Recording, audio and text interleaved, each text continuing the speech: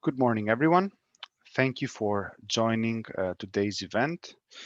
This is the final event for the Decarbonizing Transport in Europe project, where we will look in the project results, scenario feasibility, and policy implications. This project, which is funded by the European Commission under the Horizon 2020 project, has been a two-year project, and we are happy to arrive at this stage where we can present to you our final results and discuss with you what are the issues that we can look on as we move forward, trying to move this into implementation. I just want to say a few words about the agenda and set some guidelines for discussion for these sessions and the other sessions, and then we will move on with the program. So this event will take place over 2 days, 2 mornings, today and tomorrow, with a total of 4 sessions. The first session, which is now, will be an opening session where we present the general overview of the project, the general results of the project. And then we will move into sector-specific sessions, 1 today, focusing on urban transport, both passenger and freight, and 2 tomorrow, focusing on non-urban transport, 1 for passenger, 1 for freight. Today, after this brief opening, the Secretary General of the International Transport Forum, Yongtae Kim, will give an opening message. He will then be followed by Frank Smith from the European Commission, DG Research and Innovation, and following after by an overview of the project from Francisco Furtado and Elizabeth Pindis of the ITF. Next, Luis Martinez, the lead modeler of ITF, will give a modeling and scenarios overview, and the session will be closed by Jari Kaupila, the head of the quantitative policy analysis and foresight of the ITF, with some key takeaways. Now, I would please ask all the participants to keep their microphones muted while we are speaking, unless they are presenting. I would also like to inform that the attendees that there will be a Q&A session, not in this section, not in this session, but all on the other sessions, there will be the Q&A options where you would be encouraged and asked to pose questions, which will be then answered by the panelists. Also, please keep a note at the chat, as the chat is going to be a source of links and other interesting information. And with this, I would like to pass the floor to Yongtae Kim, the ITF Secretary General, for his presentation. Thank you, Dimitrios. Thank you for your organizing this event in cooperation with European Commission. And good morning, everybody from Paris. So I know that some people are from Asia and non-European regions, and we welcome you all this morning during this, especially during this difficult period. And Dimitrios announced that this is the final event for decarbonizing transport project in Europe, but that doesn't mean that this is the final stage of our decarbonizing transport initiative. And we will continue with our collective efforts. So now I will share my presentation with you. So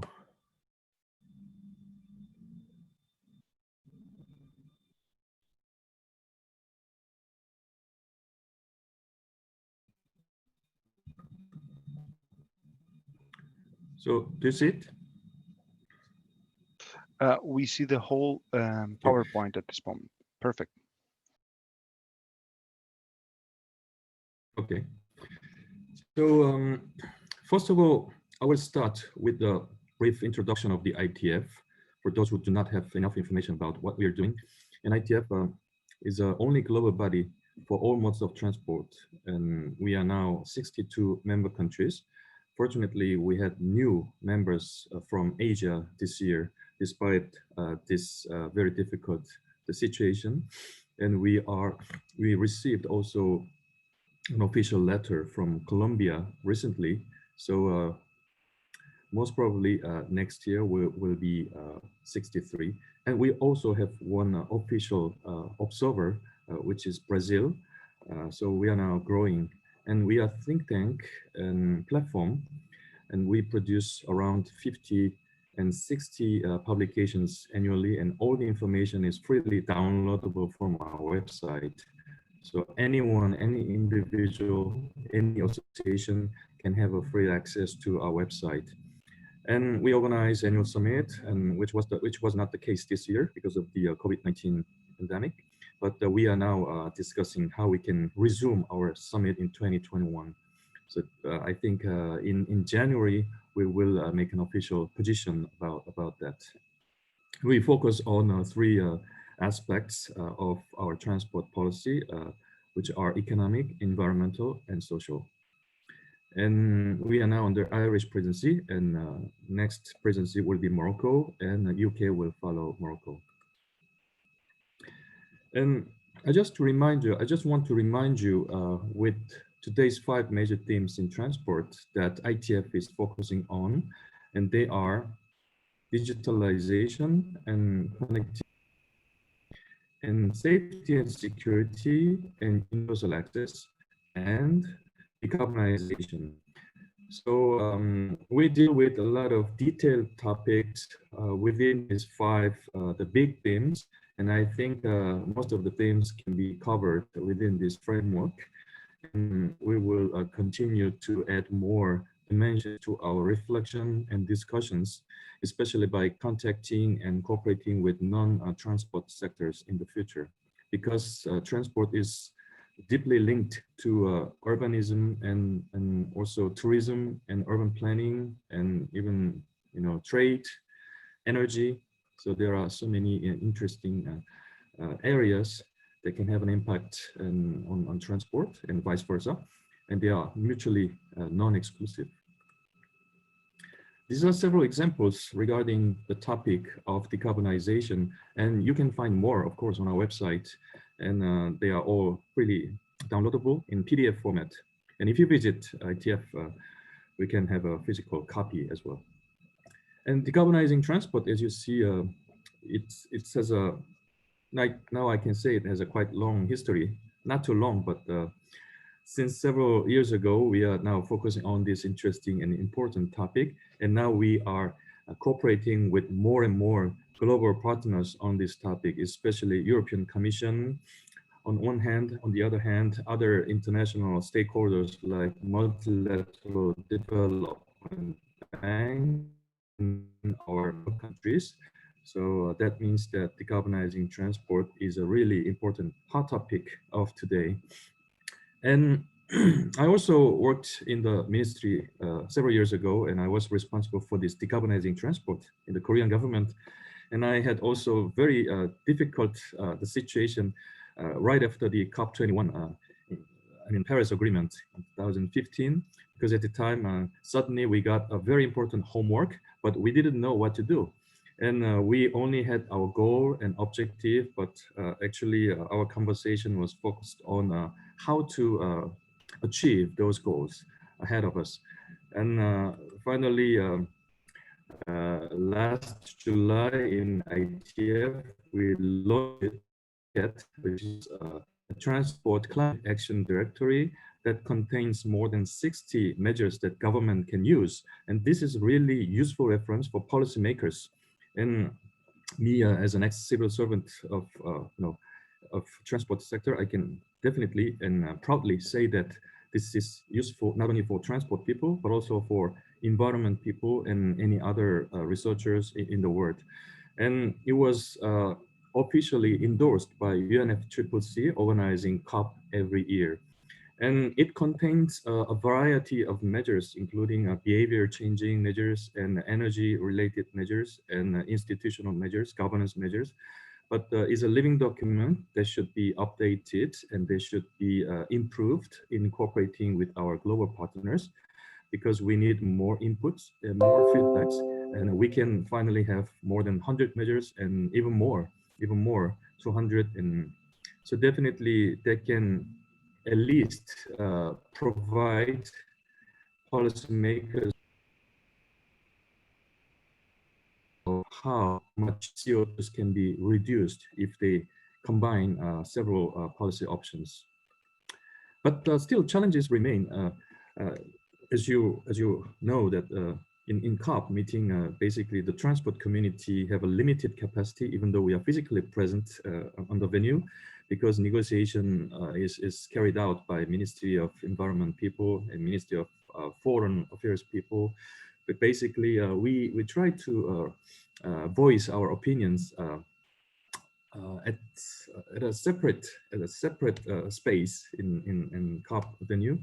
So I think it's very important for transport community to make a very firm and clear voice, supporting something and maybe some criticism against something. So I think we have to understand our great efforts of today in this context. And technical development and behavior change should go together, and behavior change especially is really difficult to measure. So we can easily say that people should use more public transport system, but how much CO2 can be saved by doing so is a very difficult problem. And that's why we need to focus more on modeling, and ITF can really provide policymakers with evidence-based calculation and estimation, and even and situation differ from one country to another, definitely. If we talk about Europe, even in Europe, we have Western Europe and Eastern Europe, which are quite different. And if we broaden our scope to the world, entire world, we might find a lot more variety from one country to another. And the study focusing on Europe is not meaningful only for Europe, but also it can help policy makers from other regions to conceive and implement relevant policies about this decarbonizing transport. And definitely there should be efficient control tower that relates to governance issue. So technology and modeling and quantification, everything is good, but in fact, the government cannot achieve this goal alone, and we need to rely on the support from private sector and also local governments that do not really participate in the discussion, negotiation, this issue. So basically, this is a very small, brief overview of where we are now. And I wanted to remind you of the reality that we face. And I really thank European Commission first, and member countries and global partners for their strong support. And as I mentioned at the beginning of my speech, this is just a starting point, and we are continuing to achieve the better objectives. And definitely, we expect European Commission to have more interest in supporting ITF, because we can also provide the benefits to all the European people and all the people in the world. So thank you again, and thank you for your attention. But one more information to share finally is that this afternoon, ITF is organizing an informal ministerial roundtable focusing on COVID-19 and transport. So example of working together in this global community to fight our problems in different sectors. So I cannot really stay until the end of this session today, but definitely we will keep in touch with our counterparts. And I once again thank you for everything, and thank you to everybody.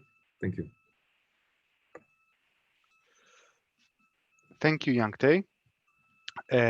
And now we will move on to the second speaker. Oh, apologies. Before we continue, I wanted to let everyone know that this event is being recorded, and the recordings will be shared at a later date, possibly through YouTube. Thank you. Now moving on to the second presentation of the day, to the second speaker of the day, which is Frank Smith from the European Commission. So Frank, you have the floor. Thank you. Good morning, everybody, or I understand I also should say hello to some of you, since you're already further on the day. On behalf of the European Commission, I would like to welcome all participants to this final project event, Decarbonizing Transport in Europe, funded by the European Union's Horizon 2020 program. I would also like to thank ITF for organizing this virtual event and for all the work done in the project so far and still to come. Many of you were involved in the various stages of this project. Well, today the ITF will present its results and 2 scenarios to decarbonize transport in Europe. And the workshop will offer plenty of opportunity to discuss the scenarios and their policy implications. Over the years, DG Research and Innovation of the European Commission and the International Transport Forum built up a closer working relation. The Decarbonizing Transport in Europe project is one example.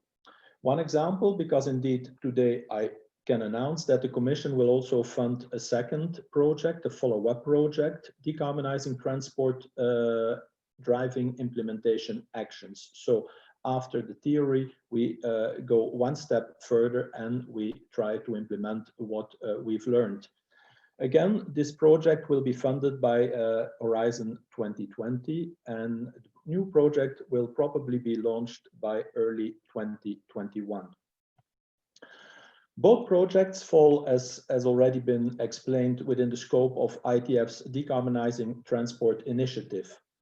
The Decarbonizing Transport in Europe project will provide European policymakers with better quantitative evidence on the actual impact of CO2 mitigation measures, while the Decarbonizing Transport driving implementation actions will set up fora for EU member states, OECD member countries, and all key transport stakeholders to identify transport research and innovation priorities of common interest, addressing technological, societal, and also behavioral aspects to fight climate change, as well also to support socially fair transport system for all.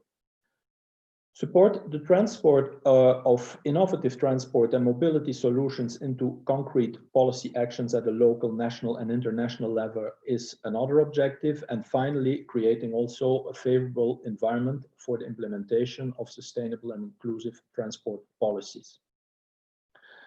Having said this, let's have a look now at what drives these actions, the European Green Deal. In December 2019, the European Commission took an historic step with the launch of the European Green Deal. For the first time, the Commission is looking beyond the current policy and investment cycle to a time horizon of 2050, by when the Commission aims to achieve climate neutrality in Europe. This commitment to climate neutrality by 2050 was enshrined in the climate law. Of course, when the Green Deal was launched, COVID-19 had not yet upended the planet. However, from the outset, the Green Deal was presented as the new growth strategy for Europe, and this has not changed. The European Union will spend 1.8 trillion euro to help reboot the economy, and European leaders agreed in June that 30% of this budget should be allocated to climate objectives, which means that the Green Deal is the motor and compass of our recovery, and now the time has come to fully commit to climate neutrality. In September, the Commission adopted the 2030 Climate Target Plan, which raises our greenhouse gas emissions reduction target to at least 55% by 2030. No need to say the cost of the transitions will be big, but the cost of non-action will be enormous and can't be reconciled with the society that we want to nurture. Research and innovation is an enabler of the Green Deal transitions across all the major work streams. By developing, by demonstrating, by deploying breakthrough research and innovation at scale, we can help to drive long-term systemic shifts beyond the normal policy, electoral, institutional, and investment cycles. At least 35% of Horizon Europe's budget, total budget of around 85 billion, will be devoted to climate-related activities. There will be a new wave of research and innovation partnerships also across a range of key sectors. For instance, clean hydrogen, clean steel, bioeconomy and bio-based, green aviation, waterborne transport, ecosystem services, the built environment, and more. We are also proposing 4 Green Deal missions under Horizon Europe, which aim to foster ambitious long-term research and innovation in key areas. 4 areas are Climate Resilient Europe, Mission Starfish 2030, or Restore Our Oceans and Water, 100 climate neutral cities by 2030, and finally, Caring for Soil is Caring for Life. These missions require a systemic approach, mobilizing citizens and stakeholders throughout Europe, working together across different disciplines and backgrounds to craft new solutions to problems that cannot be solved separately. Now, what I've covered thus far is primarily part of Horizon Europe, and that will only start in 2021. Therefore, already in September of this year, the Commission launched the European Green Deal call. By creating and launching this call before the start of Horizon Europe, the Commission is responding to the pressing need to confront the climate crisis and to provide greater protection to our environment and biodiversity. At the same time, the call also addresses the urgent challenge of aiding Europe's recovery in the wake of the COVID-19 crisis. And by doing so, it directly contributes to the EU's recovery plan with the Green Deal at the center of the strategy. Green Deal call has a budget of 1 billion. It's a major cross-cutting call structured to reflect the priorities of the European Green Deal with 10 areas and encompassing in total 20 topics. The first 8 areas correspond to the 8 major work streams of the European Green Deal. Actions within these 8 areas, they have a relatively short-term perspective with a clear impact-focused approach. The 2 final areas, namely strengthening knowledge and empowering citizens, are complementary and offer a longer-term perspective. And these 2 areas are critical, and many of the challenges that lay ahead are not merely technical. They require also profound adaptations in lifestyle and behavior. No need to say that transport has a big role to play in realizing the ambitions of the Green Deal. And just yesterday, the European Commission presented its Sustainable and Smart Mobility Strategy together with an action plan of 82 initiatives that will guide our work for the next 4 years. The strategy lays the foundations for how the EU transport system can achieve its green and also digital transformation and become more resilient to future crises. And as outlined in the European Green Deal, the result will be a 90% cut in emissions by 2050, delivered by a smart, competitive, safe, accessible transport system for all. All transport modes need to become more sustainable, with green alternatives widely available and the right incentives put in place to drive this transition. Now, concrete milestones will keep the European transport system's journey towards a smart and sustainable future on track. Just to give a few examples, by 2030, at least 30 million zero-emission cars will be in operation on European roads. 100 European cities will be climate neutral. Zero-emission marine vessels will be market ready. 5 years later, by 2035, we also will have zero-emission aircrafts to be market ready. And by 2050, nearly all cars, vans, buses, as well as new heavy-duty vehicles will be zero-emission. And this will happen in a fully operational, multi-modal trans-European transport network with high-speed connectivity.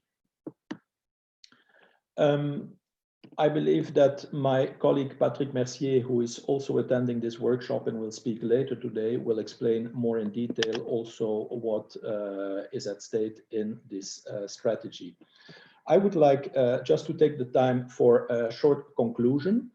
Ultimately, we need a massive scale-up of social governance, business, and technological innovation to enable the Green Deal transformation, setting us on a path to cleaner, greener, and fairer society. COVID-19 has only served to further highlight the urgent need for this fundamental transformation in how we do things. and the ITF's Decarbonizing Transport Initiative, as well as the European Green Deal and Sustainable and Smart Mobility Strategy, they all contribute to that same goal. And I'm sure that that's also one of the major drivers for you being here today and discussing together on the results of the Decarbonizing in Europe initiative and project. And I wish you all a very pleasant and fruitful discussion in the hours to come. Thank you. Thank you very much, Frank. And with that, we will move now in the next speakers and the next presentation, which will come from Elizabeth Windis and Francisco Furtado of the ITF, which will have an overview of the project. Elizabeth.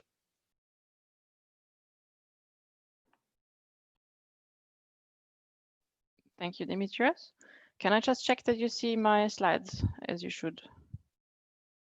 Yes, we can. Okay, excellent. Thank you.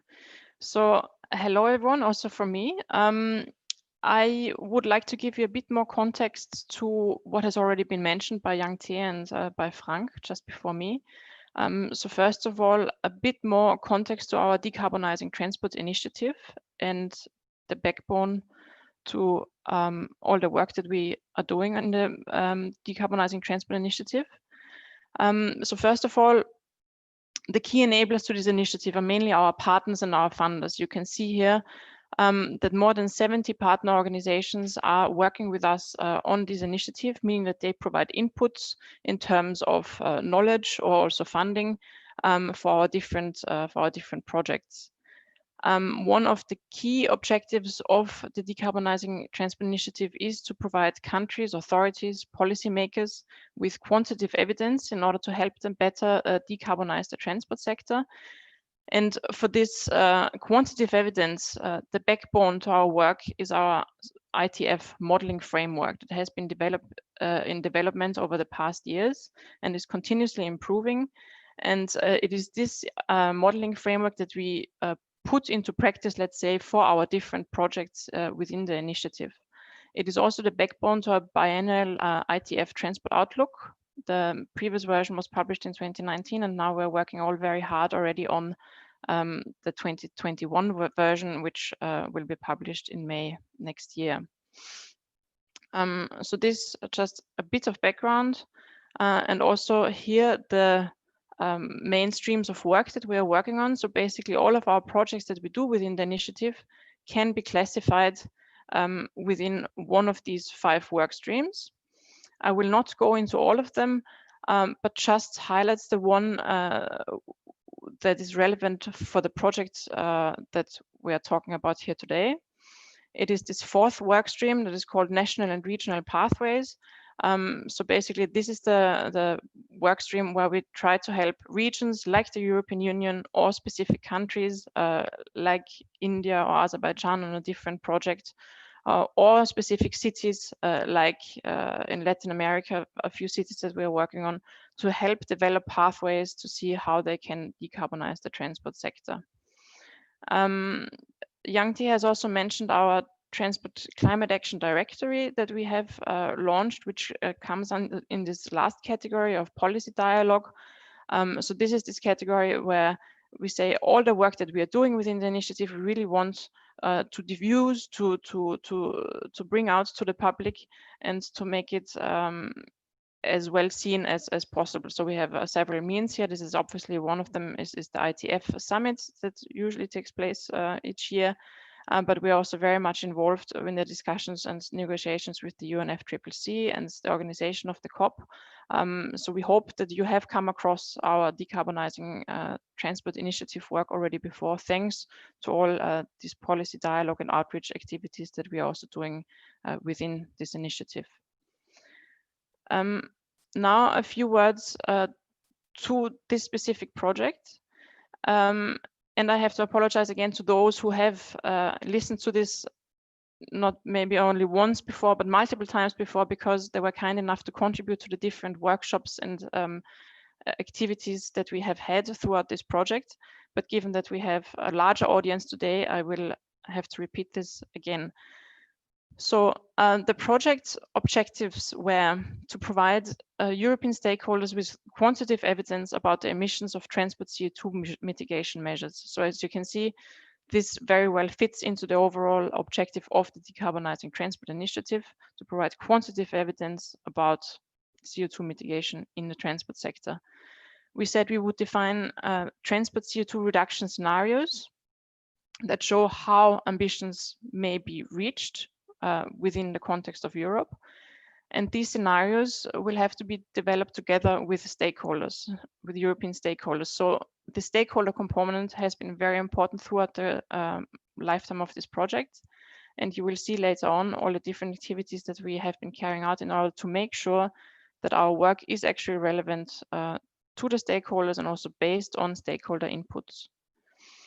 And a final project objective is also that we want to share the data. So all the modeling outputs, the scenario outputs that we get from the exercises that we're doing here within the project will be available. We can share them with you upon request, and we will let you know how you can reach out to us to get this data. But basically, you can just send an email to any of us, and you will be directed to the right person, and we can then share what is most relevant for you. Here, an overview of how the project was set up. So basically, there were three big project components. The first one was this model build and refinement phase. So basically, we said we want to use the funding we have received for this project to update and refine our models, and especially make them more specific for Europe so that they can be more relevant for European decarbonization scenarios.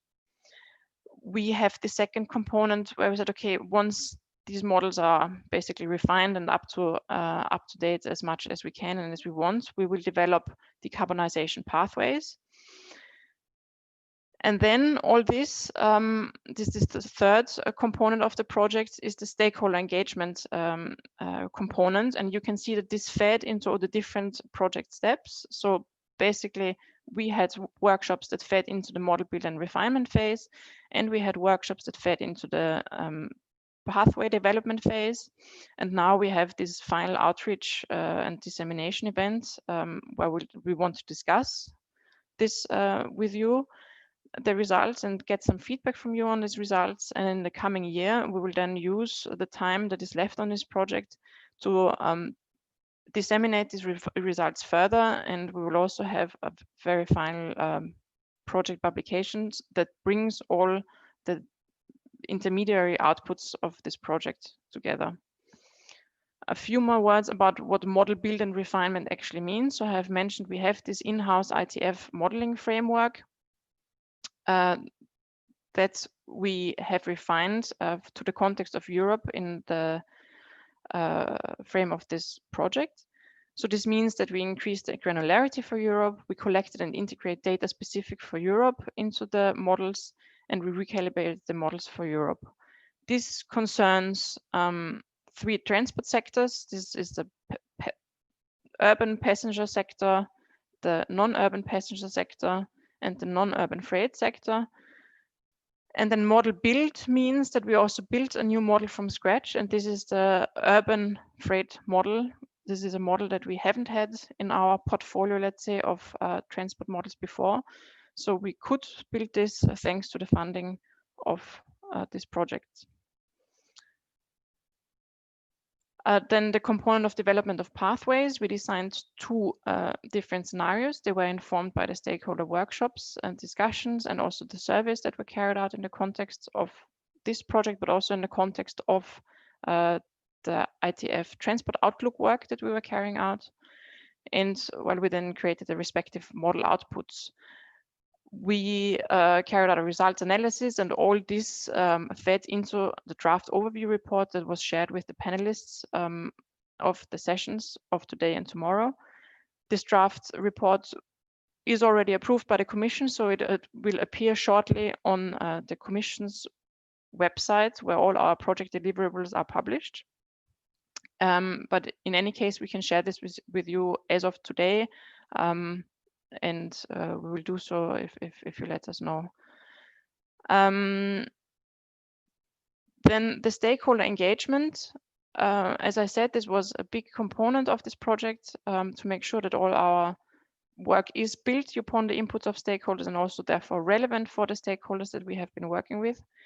So we've had a first set of stakeholder workshops where we got help in identifying relevant policy measures to include into our modeling framework in order to make sure that we can actually model them and make sure that we can actually assess the impact. And where we also gathered ideas of how our model should actually be further improved and how they should be implemented. So these were 2 workshops that were carried out in person in 2019. The second set of workshops then took place in 2020. These were virtual workshops given the circumstances in 2020. These were the workshops where we defined relevant policy scenarios. And in each of these cases, the workshops were divided into an urban component and into a non-urban transport component. So this is why we always had 2 sets of workshops consisting of 2 workshops each. So 4 workshops in total. And today and tomorrow we have the final event to present the results, to present the outputs of the scenarios that have been defined, and to discuss possible next steps and also the implications for policy making. Here's a summary of the outputs of the project so far. So we have, there will be 5 workshop summaries if we include the summary of the final event of today and tomorrow. There are 4 methodological reports. Each of them provides an overview of the models that exist within the ITF for the different sectors. So they give you a bit of a background of how it's set up, but also more details about how the specific policy measures were implemented. And then we have the overview scenario report, as said, which is the most latest publication, and which will appear on this website that is provided here very soon. But you can also easily get to this link once you go via the ITF website and our project website. So you shouldn't have difficulties in finding and accessing all these deliverables. And as mentioned before, there will be an ITF publication that will also feature prominently on our website mid of 2021 that brings all these project deliverables together and that also builds upon the discussions that we are having today in this final event. Here, the project timeline. I don't want to go too much into the past. However, it's just always nice to show this graph in this project because we're quite proud that we have actually been sticking very much to the initial schedule of the project.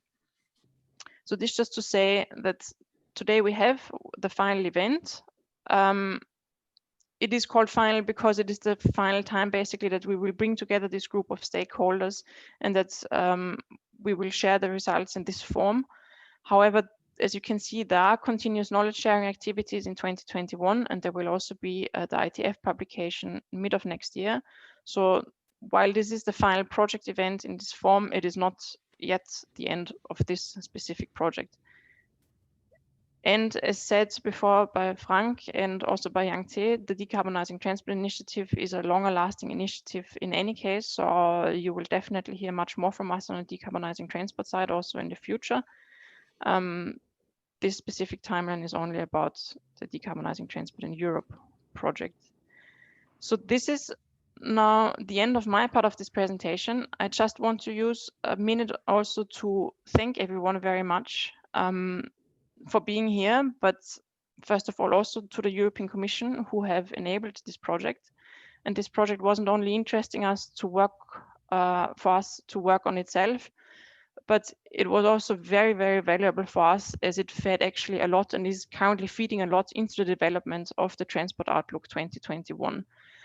So you will see in the Transport Outlook 2021, once it comes out, that much that is there thanks to what we were able to do within the context of this project, like, for example, building the urban freight model, but also much of the work that was done here for the scenario definition and data collection and making things more relevant for Europe. This all fed into a much more, therefore, robust and relevant transport outlook as well. And then I want to thank, well, all the stakeholders that are here, and especially those who have contributed throughout the different stages of the work. Only thanks to you, this work and the outputs that we are seeing today are as relevant as they are, as I hope. And thanks to you, this project also got more visibility, given that you carried out the message basically to your networks and your organizations. And finally, I also very much want to thank the team at ITF, because you will see that it was not only the, let's say, core team that was engaged directly in this project and all the modeling and scenario development work, but actually also the stakeholder and workshop activities brought together a large range of our colleagues from the different departments who were always willing to help and to chip in the expertise in the different subsectors, and in order to moderate sessions, to animate the discussions and so on. And you will see this replicated once more today and tomorrow in the different sessions. So thank you very much to everyone. And now I hand over to Francisco, who will give you a bit more information about this specific event and what you can expect. Thank you, Elizabeth. So very briefly on the event overview. The main, and my colleague Dimitri is right at the outset of this webinar already stated it, but I think it's important to highlight what is the key objective that we have with organizing this event. And as Elizabeth was saying, we call it the final event, not because we won't do more things connected with this project, but because in a sense, it's the last event that will have a clear output coming out of it. And for this event, the main objective that we want is to discuss what are the policy implications and what are the implementation strategies to decarbonize transport in Europe. This is the key. Our key objective is to have a discussion on these two topics. Of course, we do this. This is not the only objective. There's other reasons. So obviously, provide the stakeholders and provide everyone that wants to attend in a public event an overview and information about 2 years of work that we have been doing on this project. To more specifically, to show the results we obtained in this last report that was mentioned, the overview of scenarios, and to also obtain some feedback from many of the stakeholders that have been with us on this 2-year journey, and also new ones that come now and join us now in this journey. So also obtain some feedback in this especially this latter stage of the work we did. But the inputs we want to gather, again, it's always good to remind the main inputs we want to gather for the deliverable that will be associated with this event, for the summary that will be associated with this event. The key things to extract from this event will be exactly what are the policy implications of different pathways, not just the ones we propose in the scenarios, but even other alternative pathways that can be suggested during the discussion we'll have. What are its policy implications? What are their feasibility? What are the challenges to their implementation? What opportunities also exist? And for instance, what are the relations and synergies or contradictions with equity, with resilience, with competitiveness of the European economy? So these are things we want to gather inputs for this output. And next slide. And just to say how this is going to go, in this first session, it was already mentioned, we'll have the welcoming speeches, present the overview of the results, including, not the results of the project, including the modeling framework, and the key takeaways in the final intervention of this session. And then we'll have 3 sectorial sessions, and these sessions all will go the same way, which is starting with an external expert that will discuss the topic. For instance, urban transport. We'll discuss this topic in general, not just the results we obtained in the ITF, but what are the pathways for decarbonizing the sector in Europe. Then the ITF will present the scenarios and results specifically for that sector. And we'll have, following that, a panel discussion with different experts from the Commission, from industry, from academia, other international organizations that will discuss this topic. And we'll have also the chance of questions from the audience. And in the end, of course, there will be some concluding statements, and we will discuss this tomorrow, what will be the next steps in this project. So thank you very much for your time. Thank you very much, Francisco and Elizabeth, for this informative presentation. As you mentioned, some people might have seen some of these things before, but it's always good to refresh them. And now we will move on to the next presentation, which is from my colleague, Luis Martinez. So give me a second because I will share for him. So Luis, you have the floor. Thank you, Dimitris. Good morning, all. I will present a little bit of an overview of our main modeling framework, how we implemented this for this project.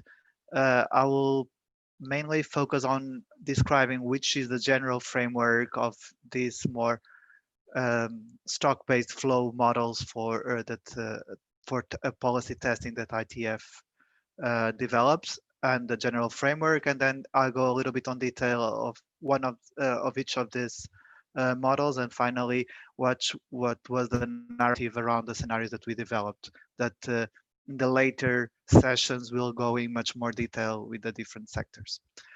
I would like to say that the modeling framework that ITF has currently relies in a lot of exogenous variables, also a lot of exogenous inputs that normally come from our partners within the OECD. Part of it is regarding the trade estimates, that we are not estimating trade by ourselves. We are relying on an external model that comes from OECD Direct Trade ENV, and also from the technological evolution and energy efficiency on IEA, also linked to the OECD family. And regarding the demographics, we rely in the UN Habitat. This is just to give the context where we ground our models in.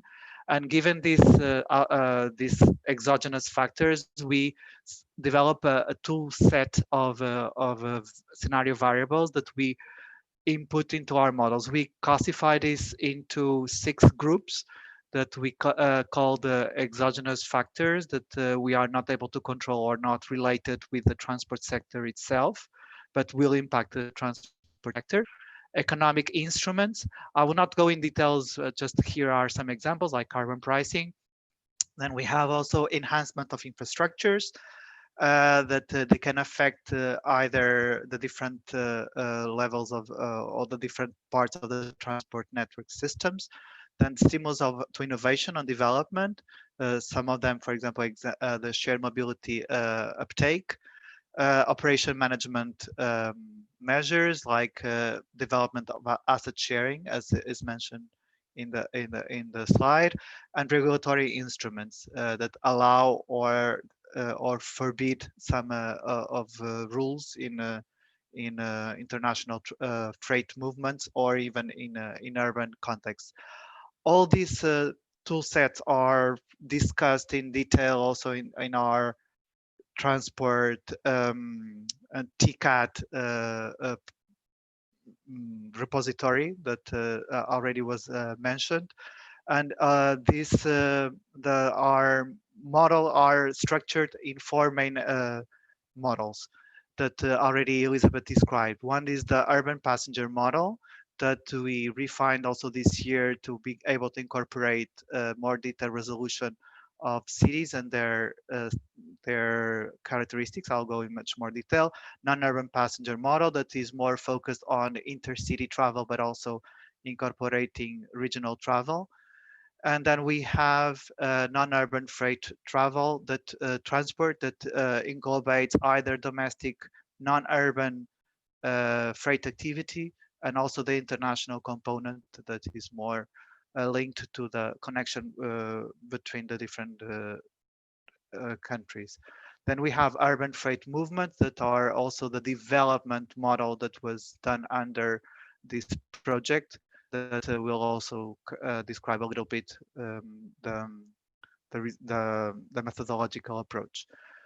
All these four models create a set of outputs that's quite rich and unique. Some of them even give details at the network level, but most I would say that vehicle kilometers, passenger kilometers, or ton kilometers, depending on this, and the derived CO2 emissions are the activity is it's our main outputs, but we are able to assess also other indicators as the level of affordability or costs of the transport, accessibility of connectivity depends on the sectors because of freight or passenger, and the reliability of the transport of being able to achieve origin to destinations.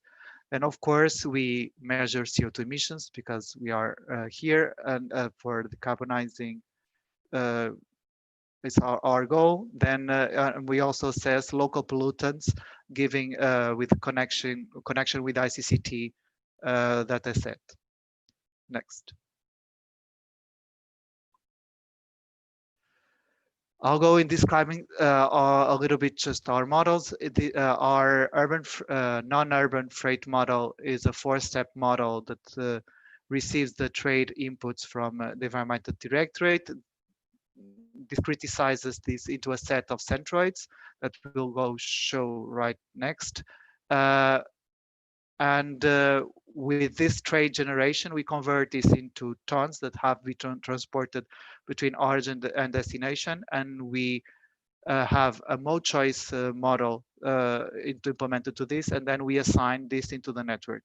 This is for the international component. And then we have also a domestic estimation that allow us to estimate freight activity within countries that are not connected to external sources, and also assigned this to the network.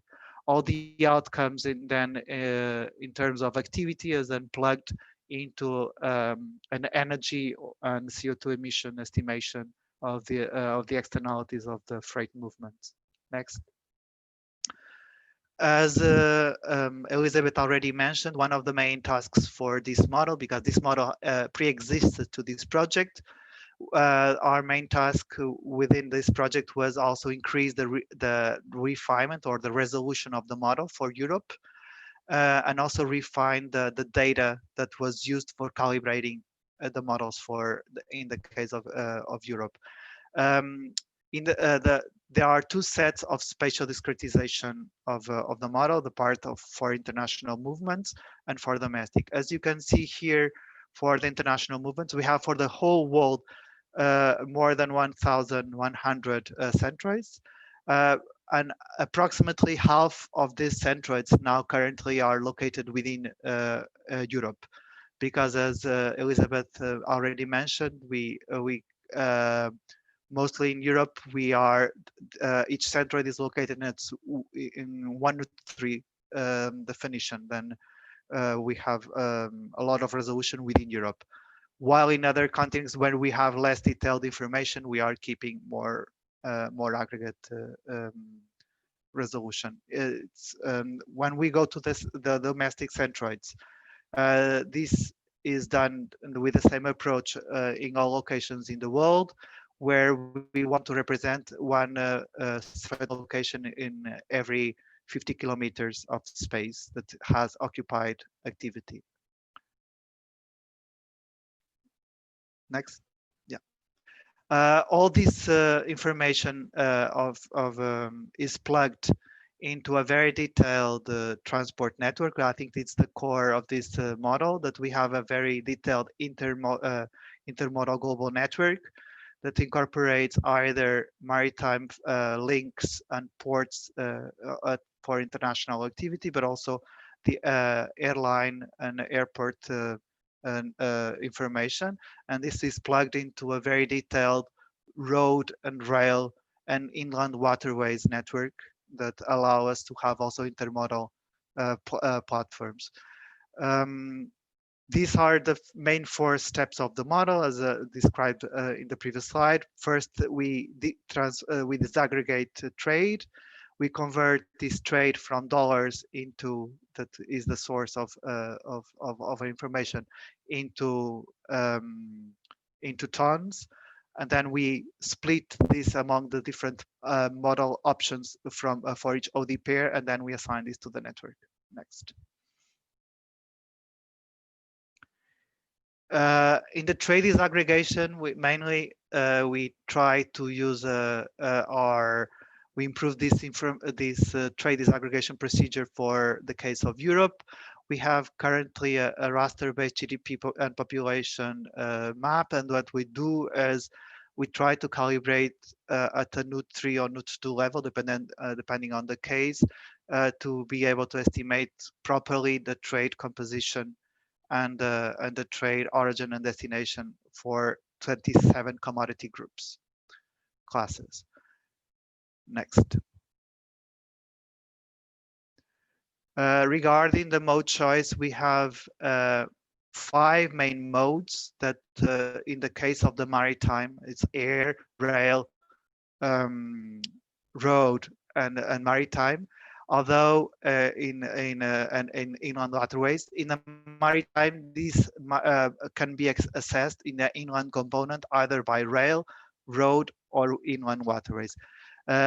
All these modes, it doesn't mean that they might use also other mode, but is characterized as the mode that has the longest path in the process.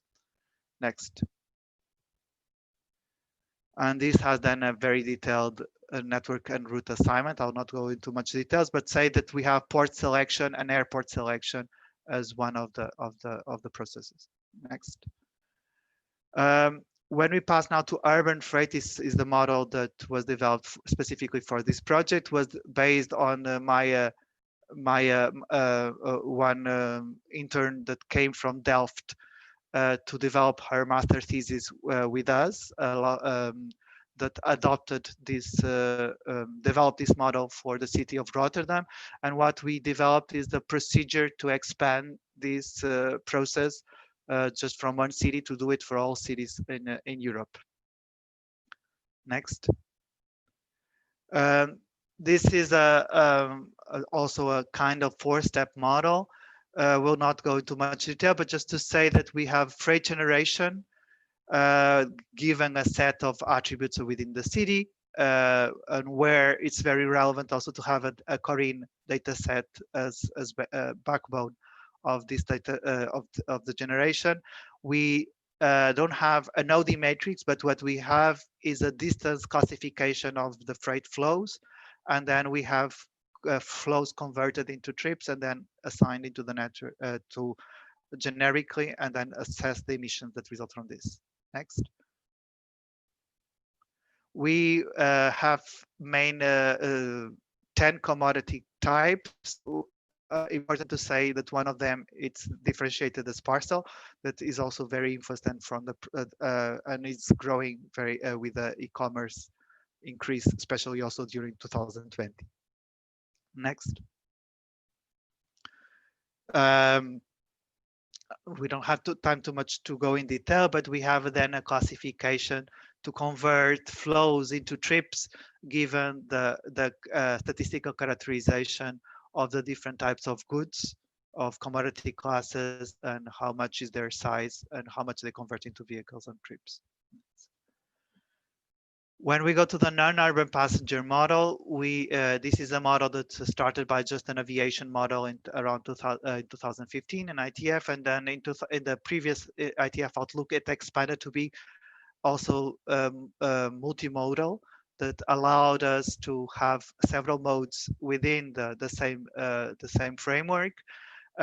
We have also in this model differentiation between intercity travel and regional travel that happens within the same region but is not accounted in the urban travel passenger.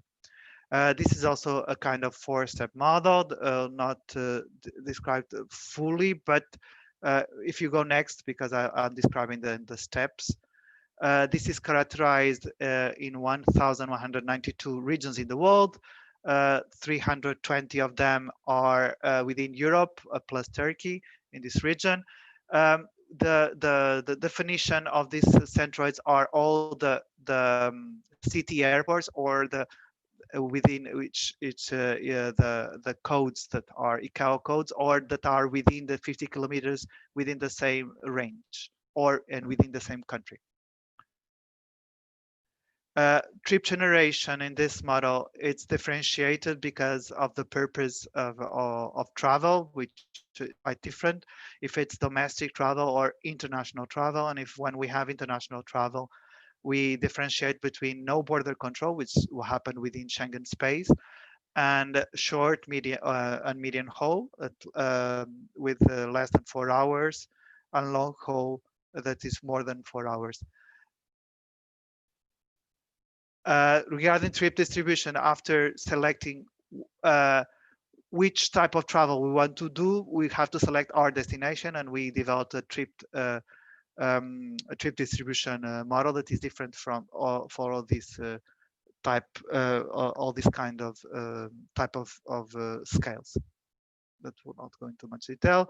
Then we have 4 main model options. We aggregated 1/5 that is not here. That's also ferry passenger that we didn't that is not presented here, and we have a mode choice model to be able to select for each OD pair. It's important to say that we have also route selection that is multimodal, that allows us to select in the different pathways to select which are the alternatives of airline or rail routes that are possible to create from origin to destination. Regarding the urban passenger model, which is our last for today, then we updated this model also recently. We updated this to incorporate area definition that's also used for European Commission. We created a little bit of an aggregation of this functional urban area to create one thing that we call macro functional area, which aggregates still these functional areas if they are too close of each other and to be part of the same conurbation, and aggregate some. We develop a model that has 18 modes for traveling within the city. We'll go a little bit on detail to show which ones are there. But it's mainly, we have private modes, non-motorized modes, and public transport modes differentiated. And we also develop a demographic model that works within the model, and 5 trip distance characteristics and gender and age categories within this model for different outcomes in terms of passenger kilometers, vehicle kilometers, CO2 emissions. Next. This is also a typical 4-step model as we go here, and with the transition of the states between every 5 years, we update the plans that we have for public transport or private and the demographics of the city and the land use patterns. Next. This is we present already. This is the distribution around the world. And we see that a significant share of these cities are also within Europe. Next. It's important thing is to say that we differentiate which is the core of the city and the rest of the functional urban area. Here we see for the cities that we have within Europe, that we differentiate suburban areas and the core of the city. Also, it's important we have a very detailed definition of the socioeconomic characteristics as the GDP, which is a driver for demand. Next. The mode choice model, as I said, we have different 18 mode choice modes. that go from private to public transport and shared alternatives. I'll not go into much detail here, but just to say that there is also interdependence of choices on because some modes can promote others. Next.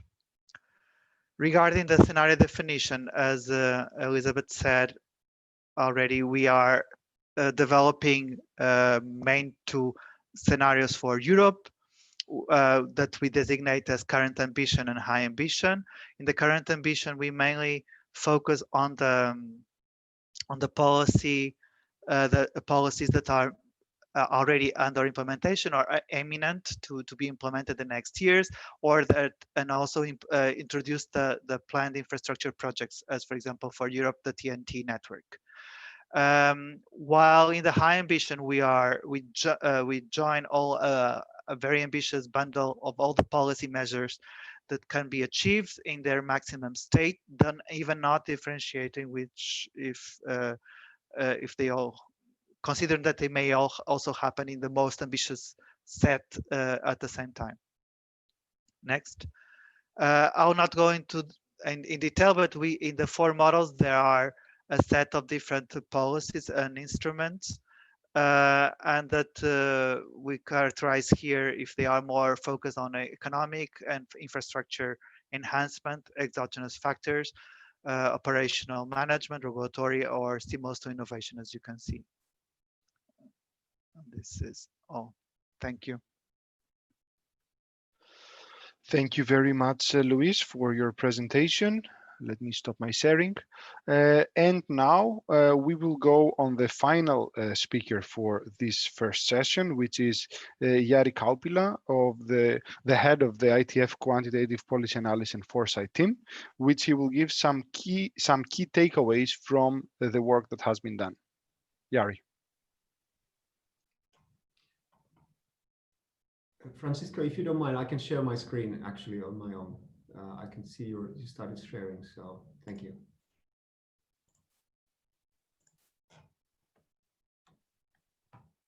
And with that, I hope you'll see the slides. No. We cannot see the slides right now.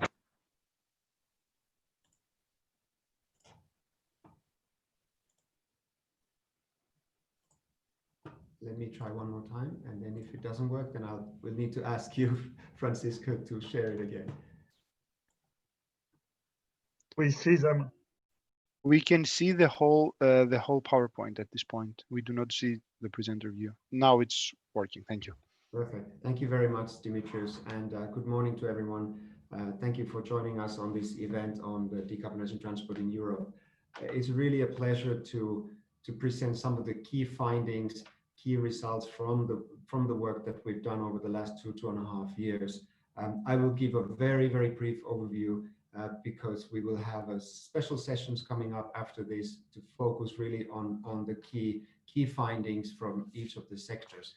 I also want to just thank European Commission and for the support, and specifically Frank, but also really all the workshop participants, as presented by Luis just before, that were really crucial for us to be able to design not only the model framework, but the scenarios that look at the different alternative policy implications for decarbonizing transport.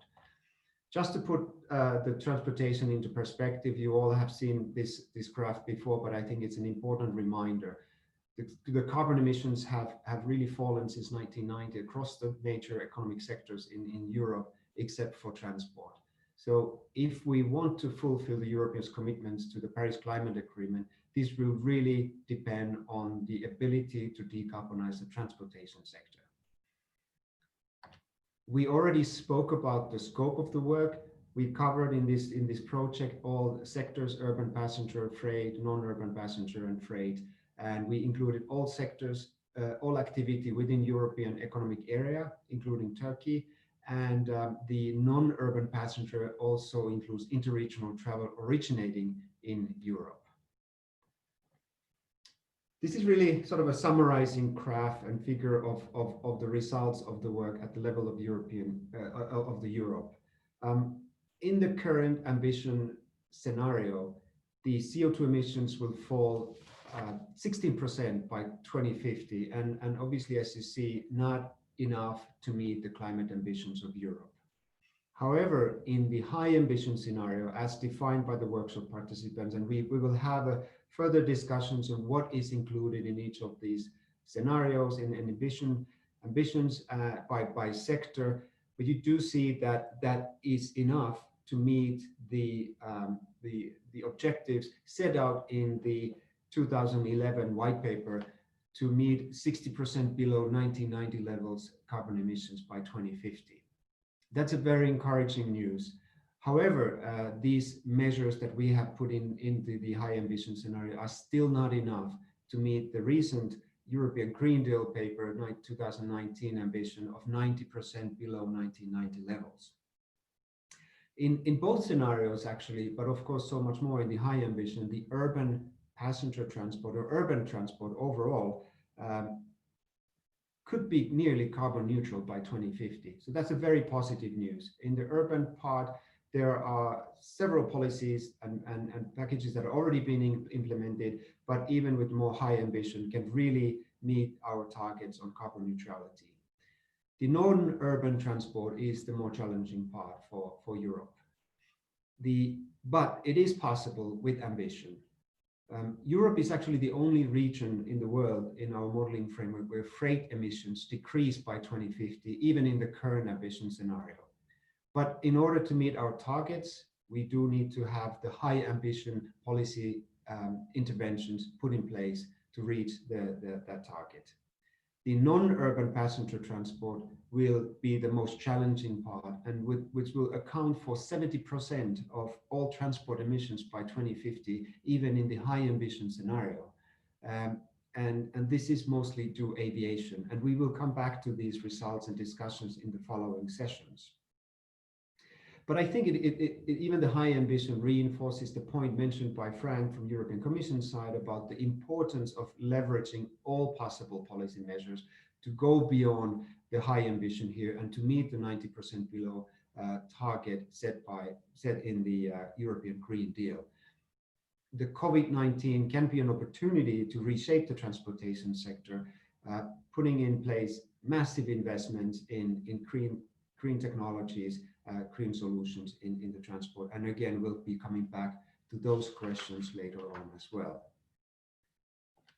So looking at some of the challenges here, I already mentioned the non-urban passenger transport. The aviation, especially long distance aviation, will be particularly difficult to decarbonize.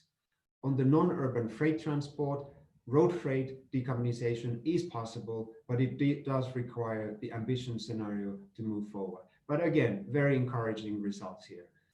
In the urban passenger transport, one of the key elements in our assessment also is that the shared and efficient mobility services would become the reliable alternatives to private car use, specifically in urban areas. And that's an area where policy action needs to be tackled as well, in addition to the efficient public transport services. And on urban freight, we have seen e-commerce increasing significantly even before the COVID-19, but really during this pandemic, e-commerce has really picked up in our cities, and without significant intervention, this may increase emissions in our cities in the future. We did not look at only emissions or activity, as mentioned by Francisco in the opening presentation. We looked at equity implications of the policy packages on the different sectors. Here are just mentioning few. Again, in the following sessions, we'll have several discussions on these. But looking at the non-urban passenger transport, for example, the ambitious climate action do really lead to a more even per capita emission across the European regions. At the same time, there are some implications to travel costs, and travel between Europe and the further regions of the world could become costlier in the ambitious climate scenarios. On the non-urban freight side, not surprisingly, perhaps activity and emissions concentrated in Europe's richest regions. The more ambitious measures will lower freight costs for Europe, giving a competitive advantage actually, but increase them for some world regions like sub-Saharan Africa. So there are these equity implications on the global trade side as well.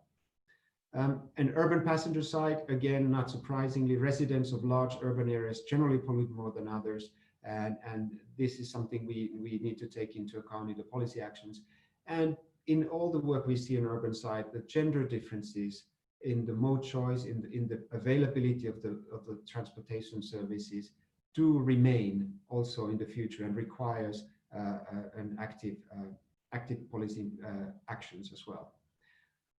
On urban freight, the consumers will carry the cost of the decarbonization measures, but there are the potential benefits of the higher efficiency, which might be able to offset these higher costs on consumers. And again, these are just a few examples of some of the equity implications we're looking at in the different scenarios for different sectors. And my colleagues will be diving deeper into these. There are really important questions of not only looking at the CO2 emissions, but looking at broader sustainable development goals. And other one is connectivity and resilience. Obviously, with more ambitious policies, providing more travel options to consumers will help the transportation system to withstand in a potential case of disruption, something we've seen firsthand during this pandemic. Emerging low carbon modes, multimodal platforms, expanding infrastructure networks, these all have a possibility to really provide that new options throughout Europe and help in the case of disruption of this transportation system.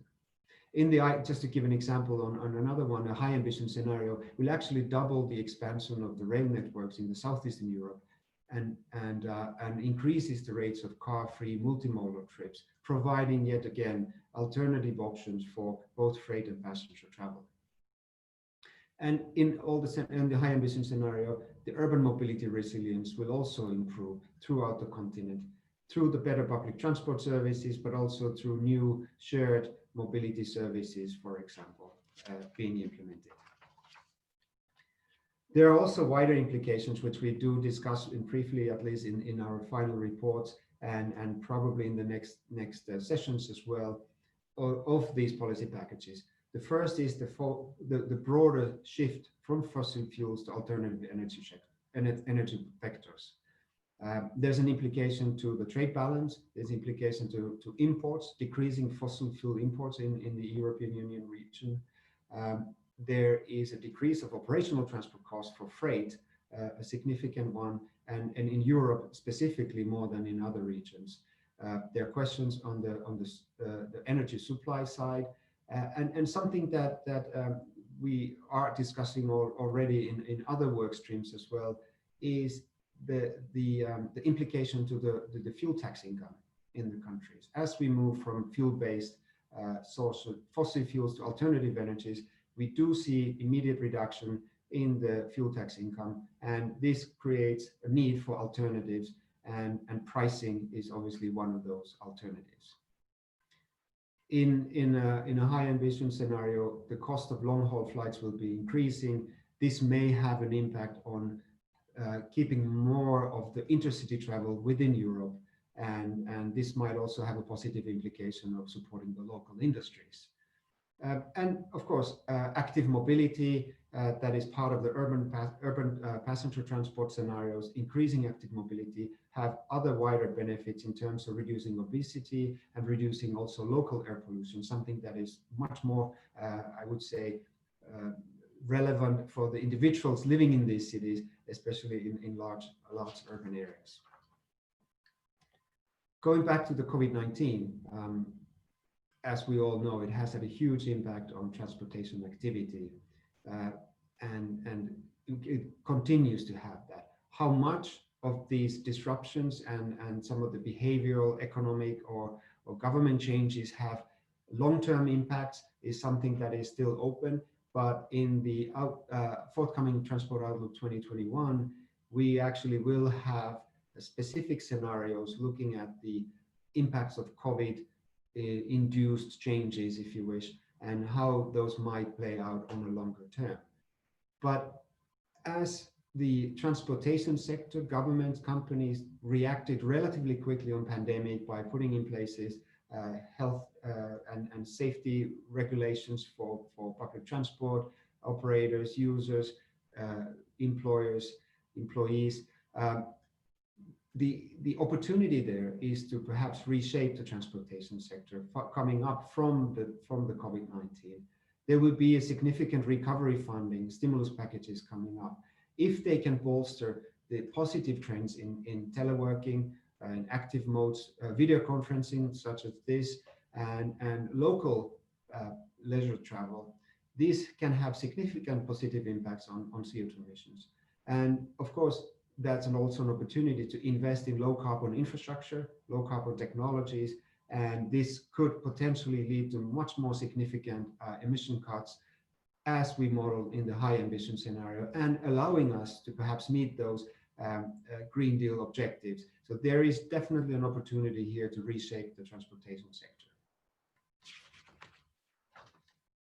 As mentioned by my colleagues before, the Transport Climate Action Directory is an important tool for us for evidence-based decision making. All the work done in this modeling framework, in this project, have also fed into the Transport Climate Action Directory of ITF, which provides information on individual measures, on their implementation cost, on their potential to carbon mitigation, and other feasibility considerations, also some of the trade-offs and impacts on other sustainable development goals. I really encourage all of you to visit the Transport Climate Action Directory, and it is an online resource where you can also submit your own policies and measures and quantitative evidence on their effectiveness, and we'll be reviewing those and keep constantly adding new measures to the catalog. So in the following sessions, we will be going deeper on the policy and implementation discussion. Some of the questions we want to ask from the panelists and from you as an audience: what are the policy implications of decarbonizing transport in Europe? How likely do we think that the high ambition policies are to materialize, or even beyond that? What are the best implementation strategies? How do we move from the ambition to action? What type of measures we need to put in place? What type of institutional settings do we need to have in our countries and in Europe? And how does transport decarbonizing align with increased resilience? I mentioned some of those issues already before, but these are some of the questions that we would want to discuss in the upcoming discussions. Just to mention a couple more: carbon taxes implementation strategy, when we talk about best implementation strategies, and actions on international transportation. What are the role of Europe in air, aviation, and maritime transport? Those are the kind of big questions that we would like to discuss with you today and tomorrow. And as a final slide, just a final word, I think it's good to end in a positive message. And the positive message, according to our work that we've done with all of the experts that participated in our workshop, is that decarbonizing transport is possible. And Europe can play a significant key role in this action by leading the global debate and efforts on decarbonizing transport. So thank you very much, and I look forward for the remaining parts of the workshop. Thank you very much, Jari, and I want to thank everyone who spoke in this first session, and also everyone who participated and who was here for this. We will now move on a break, about 20 minutes. We will resume at 10:45 with the first session, which will focus on urban transport, both passenger and freight.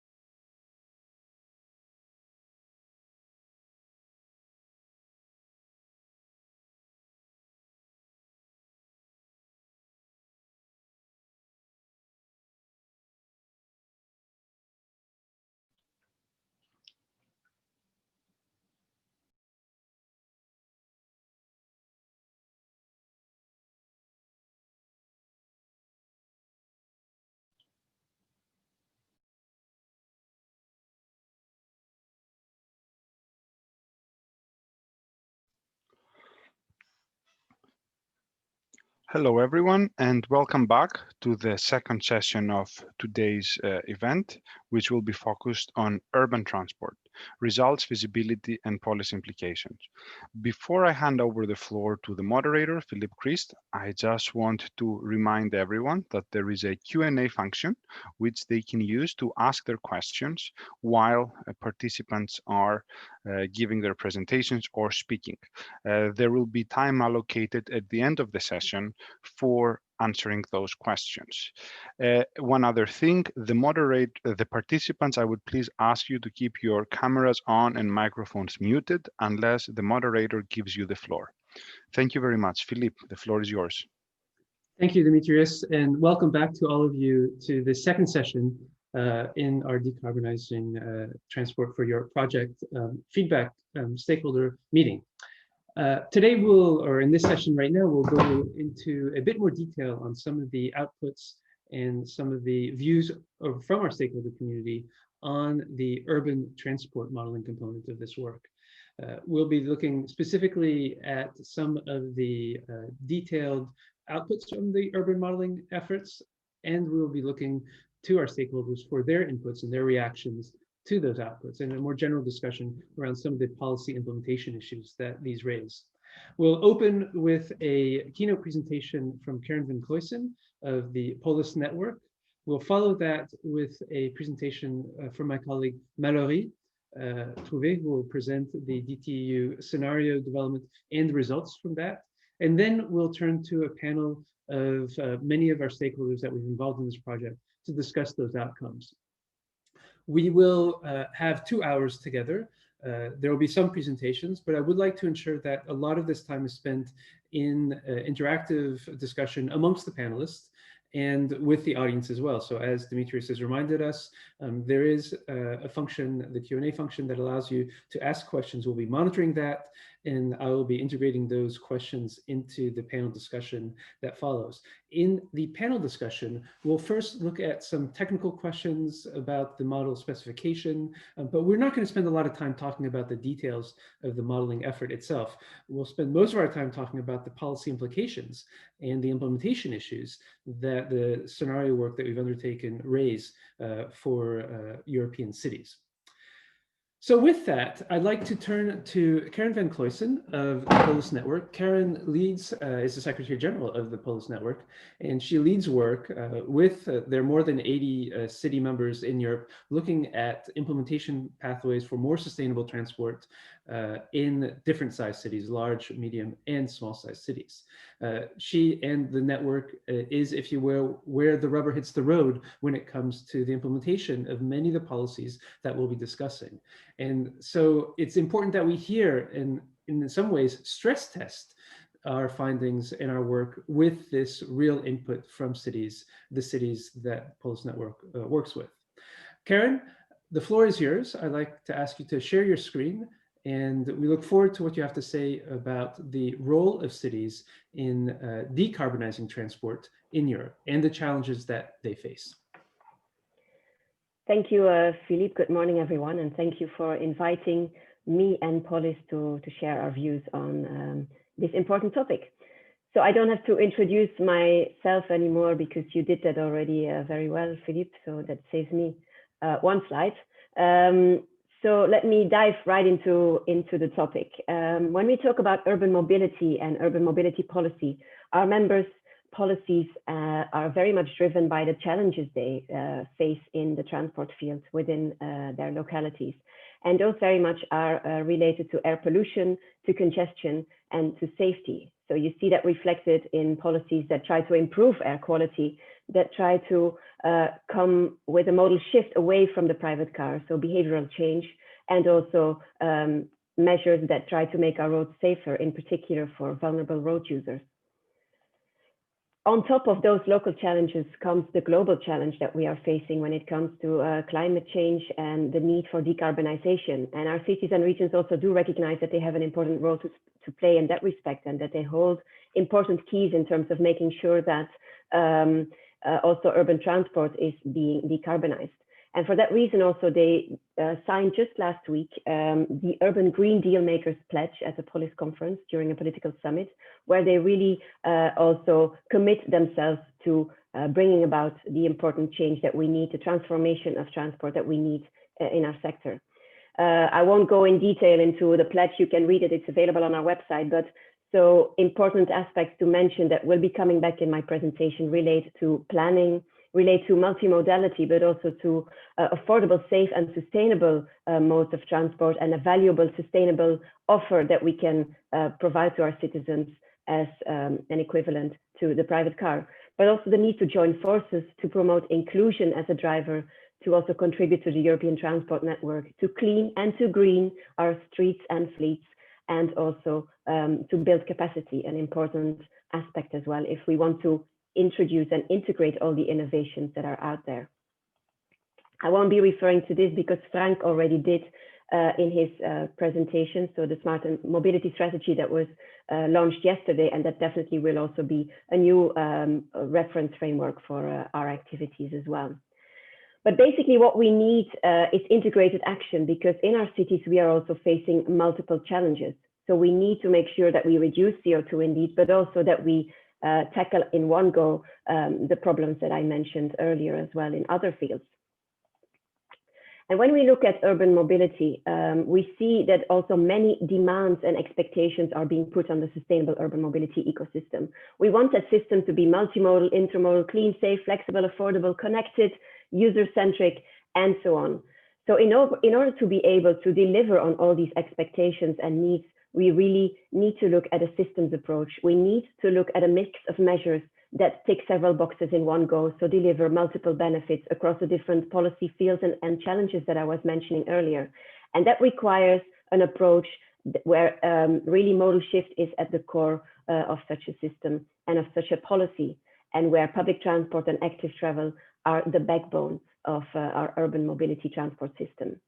At the same time, we see that the lines between the public and the private sector have been blurring over the last couple of years, and that services which used to be the preserve of the public sector only are now also being delivered by the private sector. And that kind of begs the question what the role will be of the city and the city authority in particular in the transport system of tomorrow. Now, the message that we very much convey to our cities links into these innovations and disruptions coming from the private sector. They've all been coming at a very fast pace and all at the same time. And that is not always easy for our cities to deal with.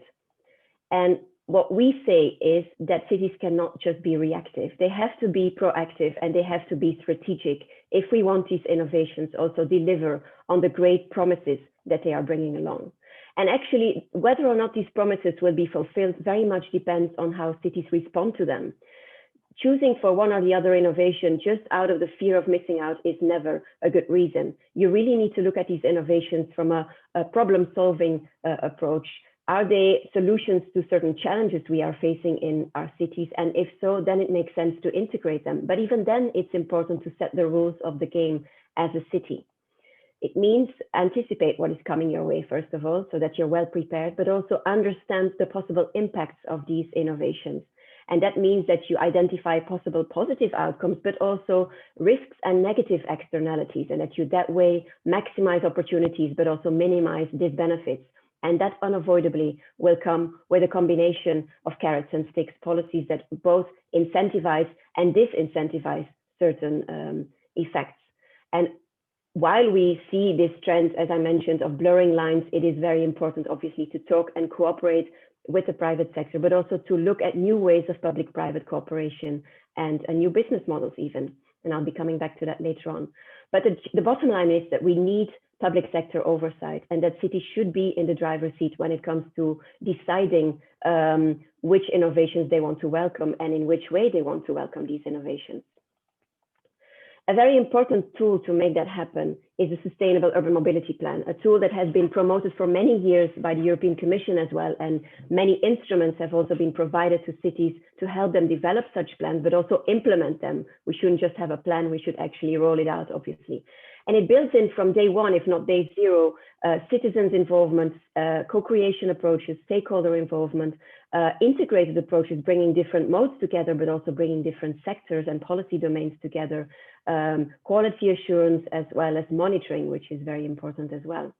So you see here the SUMP cycle. More information can be found online. I won't go into details, but it has become a very important instrument for our cities to cope with the multiple challenges they are facing, but also to integrate the different solutions into integrated packages and in a wise way.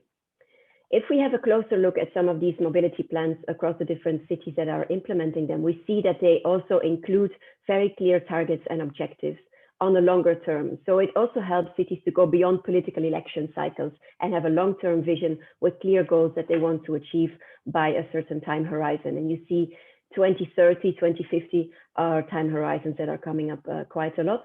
And you see that a lot of ambitions are out there which relate to modal shift away from the private car and in favor of public transport and active travel. By 2041, for example, I don't know why they took 41, but the mayor of London wants 80% of all Londoners trips to be made by foot, cycle, or public transport.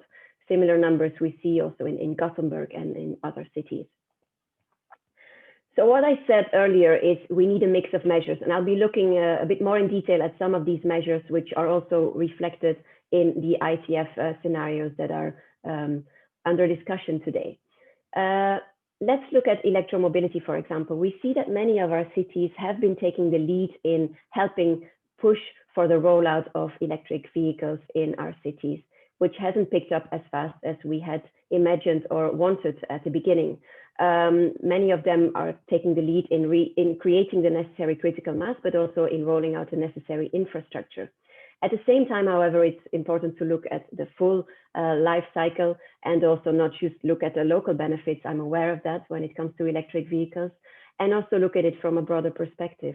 We just recently published a new approach for post-Euro 6 standards, where we highlight a number of challenges that still need to be met in terms of cleaning our fleets, and also in terms of making sure that also the automotive industry is delivering in a way that can help cities reach their air quality goals as well, but also interpret correctly what is actually happening with the vehicles on our streets. For electromobility to make sense in an urban environment, it needs to be multimodal. Just replacing the current cars with clean cars will not tick boxes in the congestion field, for example. So we look at different modes and look at how they can be electrified. But also we prioritize captive fleets. If you can replace bigger fleets with electric vehicles, that also will bring about bigger benefits and in a faster way.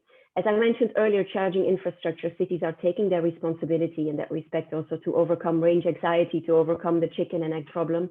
And finally, they're also looking at smart grid solutions to make sure that once we go to that larger rollout of electric vehicles, that our grid can also cope with that.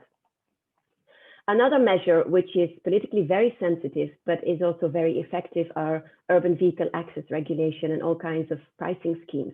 We know the very famous ultra-low emission zones, we know the congestion charge, but we're also talking about parking, for example, as a very powerful tool, or other pricing mechanisms or ways of regulating traffic in our cities. Another important example, which you see in many medium-sized cities as well, are traffic circulation plans, where you redirect traffic out of the city center and avoid through traffic. And this has generated very interesting and positive results in the city of Leuven, for example, where you see a substantial decrease in cars and a tremendous increase in the use of the bicycle. And then another example that has just come in last week is the plans of the Brussels region to introduce an intelligent kilometer charge based on when you travel, how far you travel, and the engine size of your vehicle. I hope it will make it, because Belgium is a complicated country and a lot of negotiations will have to take place with our other regions, but it's a very interesting approach, I think, and very promising as well. And we see that also these urban vehicle access regulations are extending to the freight sector. We've recently contributed to the how-to guide for zero emission zones for freight. So also looking at how we can mitigate negative externalities related to urban freight transport in our cities, even more important with the explosion of e-commerce at the moment. And we've also been engaging a lot in projects where we look at cleaner vehicles for that matter. Moving on to active travel, because innovation, and that's a very important message as well, is not just technology. And there's a lot related also to very basic and important measures, and policy measures can be very innovative as well. So active travel, as I mentioned, is part of that backbone of the urban mobility ecosystem that wants to be sustainable. And that's because there are multiple gains. There are the cleanest modes, obviously. There are health benefits, which are also very important that we can bring into the picture. And generally, as it's linked to the trend of giving the streets back to the people, it also enhances quality of life in our cities. If we want to prioritize those modes and also justify investment in those modes, it's important to collect further evidence. Even though we know they're good, it's good to prove it as well, especially if as a politician you want to take drastic decisions. In that respect, projects like Flow, for example, have been very helpful, where they upgraded traditional transport models, traffic models, to properly include walking and cycling on an equal footing with other modes, and to show the impact of interventions in favor of these modes on the overall urban traffic system. Prioritizing these modes also means making space for them through dedicated infrastructure. And there's a lot of untapped potential as well, linked to the fact that e-bikes have now become very popular too. And if you accompany that with proper infrastructure, such as supercycle highways, these e-bikes could also become a very important commuter mode. That brings me, when we talk about infrastructure, to also the very important dimension of urban space, another area which is maybe not technological, but very important, and where innovation can be introduced as well. Because urban space is a scarce and valuable tool, but it's also a very powerful tool, and it's something that our public authorities are in charge of. So by giving more space to a certain mode or taking away space from other modes, they can really decide which modes they want to prioritize, or by putting a price on space, for example, or diversifying the use of that space according to the time of the day and across the different modes. So this is a very important tool that will only gain further importance as we see private and shared mobility modes entering our city streets, all demanding a share of that particular space and valuable space in our cities. So we also need further evidence and knowledge on the actual impacts of these different new modes in our cities and on our urban fabric. And then we need to decide how we divide and allocate that space in our cities. And also how we mitigate negative externalities in terms of the use of that space, where regulation, again, is very important. Look at the example of micromobility, for example, where it was important to put some order into the chaos, also for these modes to better deliver on their potential benefits. Now, these modes are also inherently digital in nature, and that brings me to another important trend and innovation, which is digitalization and intelligent transport systems. What is important is that we get further evidence also on the actual impact of intelligent transport systems on sustainability. There's some evidence missing still in that respect, but also that we move from traffic management to integrated and multimodal network management, because we just don't want to smoothen traffic flows and make traffic more efficient through ITS, because that would maybe favor cars mainly. And we do not necessarily want traffic flows for cars to be smoother and faster in the urban environment, while we want to discourage the use of the private car. But there are other digital dimensions as well, as I mentioned, just related to shared mobility too. And that's why these tools can really help cities to come to more evidence-based decision-making, data-driven decision-making. There's a huge amount of data out there, and it can help them to get a better knowledge in terms of what the impact of these modes is, but also to better regulate and enforce them and make sure that they comply with the regulations that are being put in place for these modes to deliver to the ecosystem in a positive way. And that obviously also requires data sharing between the public and the private sector, which comes with some challenges as well. And we just had a recent survey on data specifically with our members, and it shows that there is quite a gap between the skills and the capacity on the side of the public authorities when it comes to data and data intelligence versus the operators whose core business it obviously is to work with data. So we also need to build capacity in our cities to better capitalize on the opportunities brought by data. That obviously also brings me to mobility as a service, a much talked about concept, a buzzword, a hype, I don't know, while still the actual level of deployment is quite limited.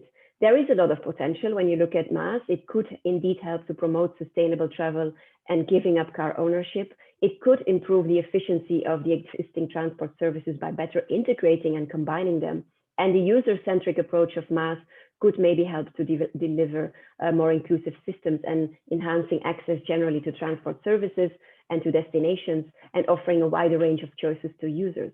But then again, if we do not regulate it properly, we might very well end up with the opposite effect. If we have a purely commercial MaaS approach, maybe not the most sustainable trips will be incentivized, but those that generate the most revenue for the MaaS operator and the individual operators behind. Maybe also there will be a higher cost for the user or the transport provider, because ultimately someone will have to pay for this additional layer that we are introducing.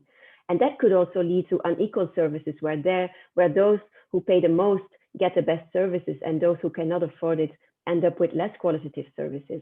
And also public transport operators or mobility service operators have very often invested a lot in creating a public relationship with their own customers. And this is something that might maybe get lost as well. Let me illustrate these potential threats with a very concrete example, and that is walking, which is a very valuable mode for cities, and even also of economic benefit to cities, with people walking around in the city and also visiting local shops. But there's no direct interest for a commercial MaaS operator to promote walking. And then you see unwanted nudges, such as already present in Google Maps, where when you ask for a walking route, they try to seduce you to using a Lime scooter. Obviously, that's not the kind of modal shift that our cities are looking for, and that's not bringing any public benefits, and it's not aligning with public policy goals.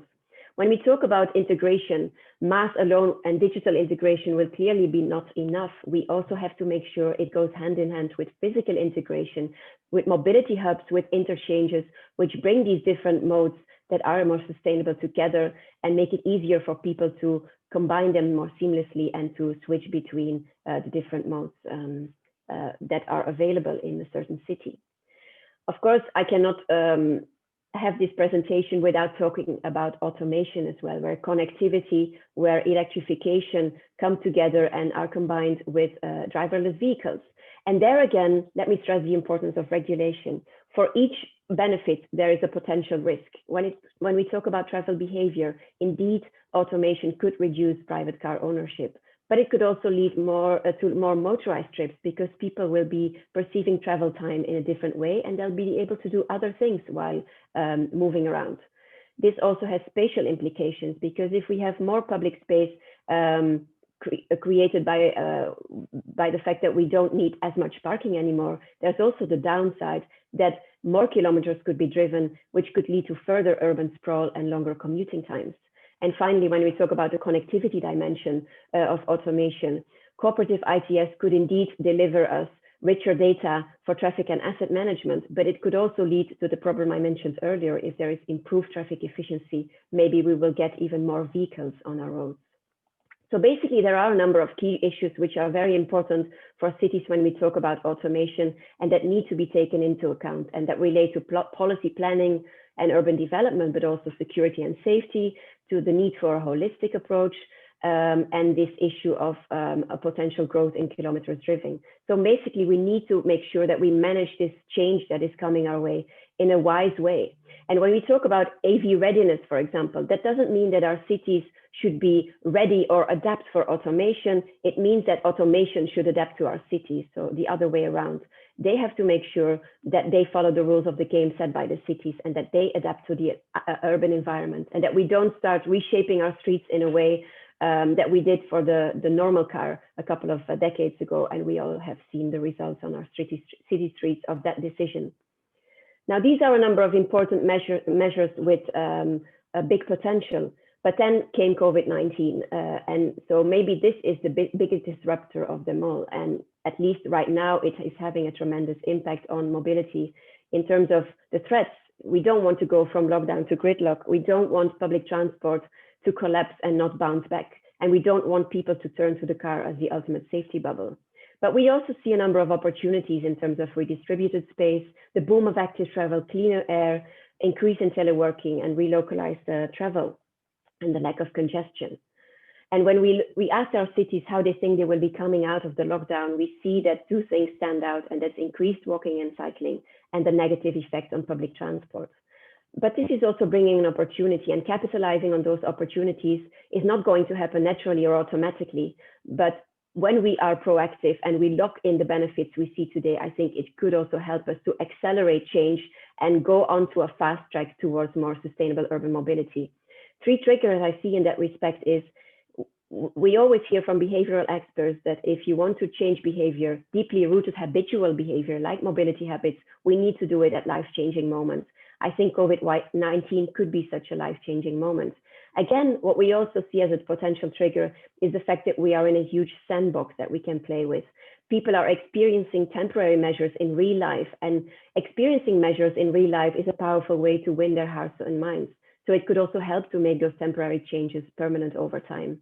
And finally, if ever there is momentum to bring that sustainable, multimodal, integrated ecosystem that we have been talking about and dreaming about for so long, it is now. Now we have to make sure that our sustainable modes join forces and better integrate with each other. And that requires a better integration of public transport and shared mobility. So to conclude, there is no silver bullet.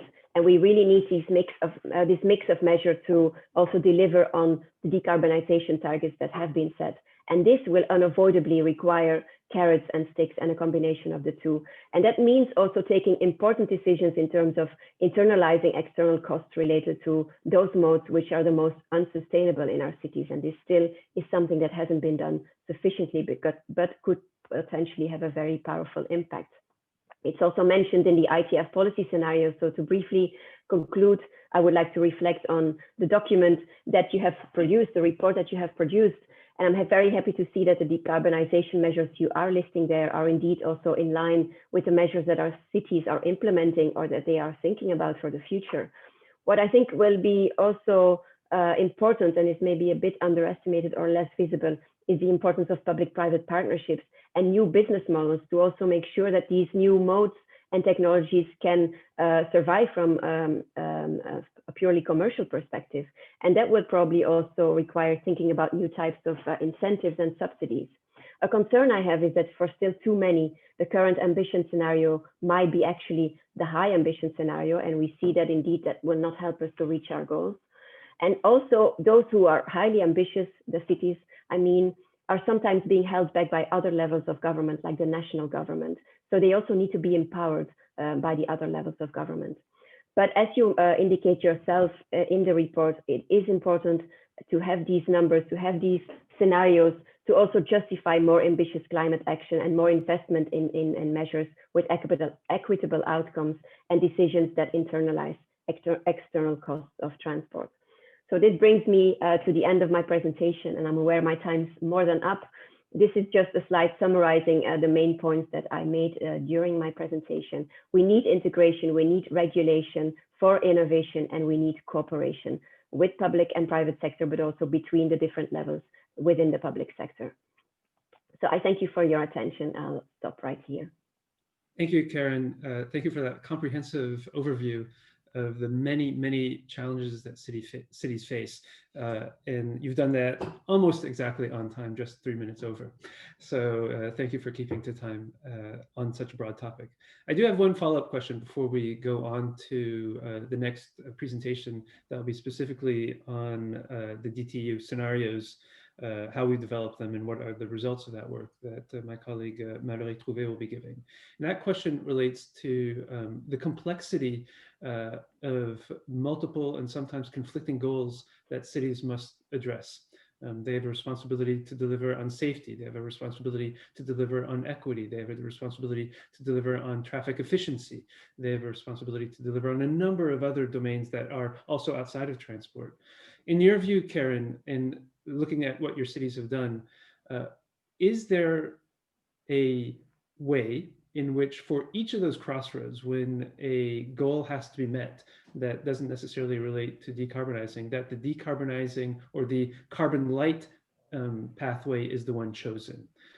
That may require some kind of planning. It may require some kind of formalization of the carbon light decision making into city decision making. What do you see from your members in terms of making sure that when cities have to make decisions on these multiple type of outcomes they have to deliver, that they select the carbon light outcome in most instances? Well, I think the tool that I mentioned earlier, in the Sustainable Urban Mobility Plan, is definitely helping them to bring all these different interests, ambitions and needs together, and to have a comprehensive overview, but also to make sure that the different packages of measures they put together mutually enhance each other. And the good news is that in most cases, you know, the overarching policy goal of moving away from the car in the city and boosting public transport and active travel, that usually this is something that is good for all these different policy challenges and objectives that they have, so that they can tick these several boxes in one go, as I mentioned. At the same time, it remains a challenge to also not lose your citizens along the way, because sometimes what the individual needs and expectations are of citizens individually, and what the city as a whole and society as a whole needs, those two are not necessarily aligned. On the contrary, everybody's thinking about their own needs and wishes rather than the greater good. And striking the right balance between those two, that is also really a challenge for politicians. And that's why it's also sometimes hard to make decisions which are very unpopular at first, but we've at the same time also seen that it does get you re-elected. Not to name Paris, for example, your hometown, where bold measures have been introduced, drastic decisions have been taken, and still the citizens followed. And in Stockholm, where the congestion charge was approved through a referendum by the citizens as well. So if you think about it wisely and do it in a good way without forgetting about your citizens, I think it really works. And then again, of course, we are lucky that most of the measures tick several boxes when we talk about sustainability and equity and the environmental, economic, and social dimension.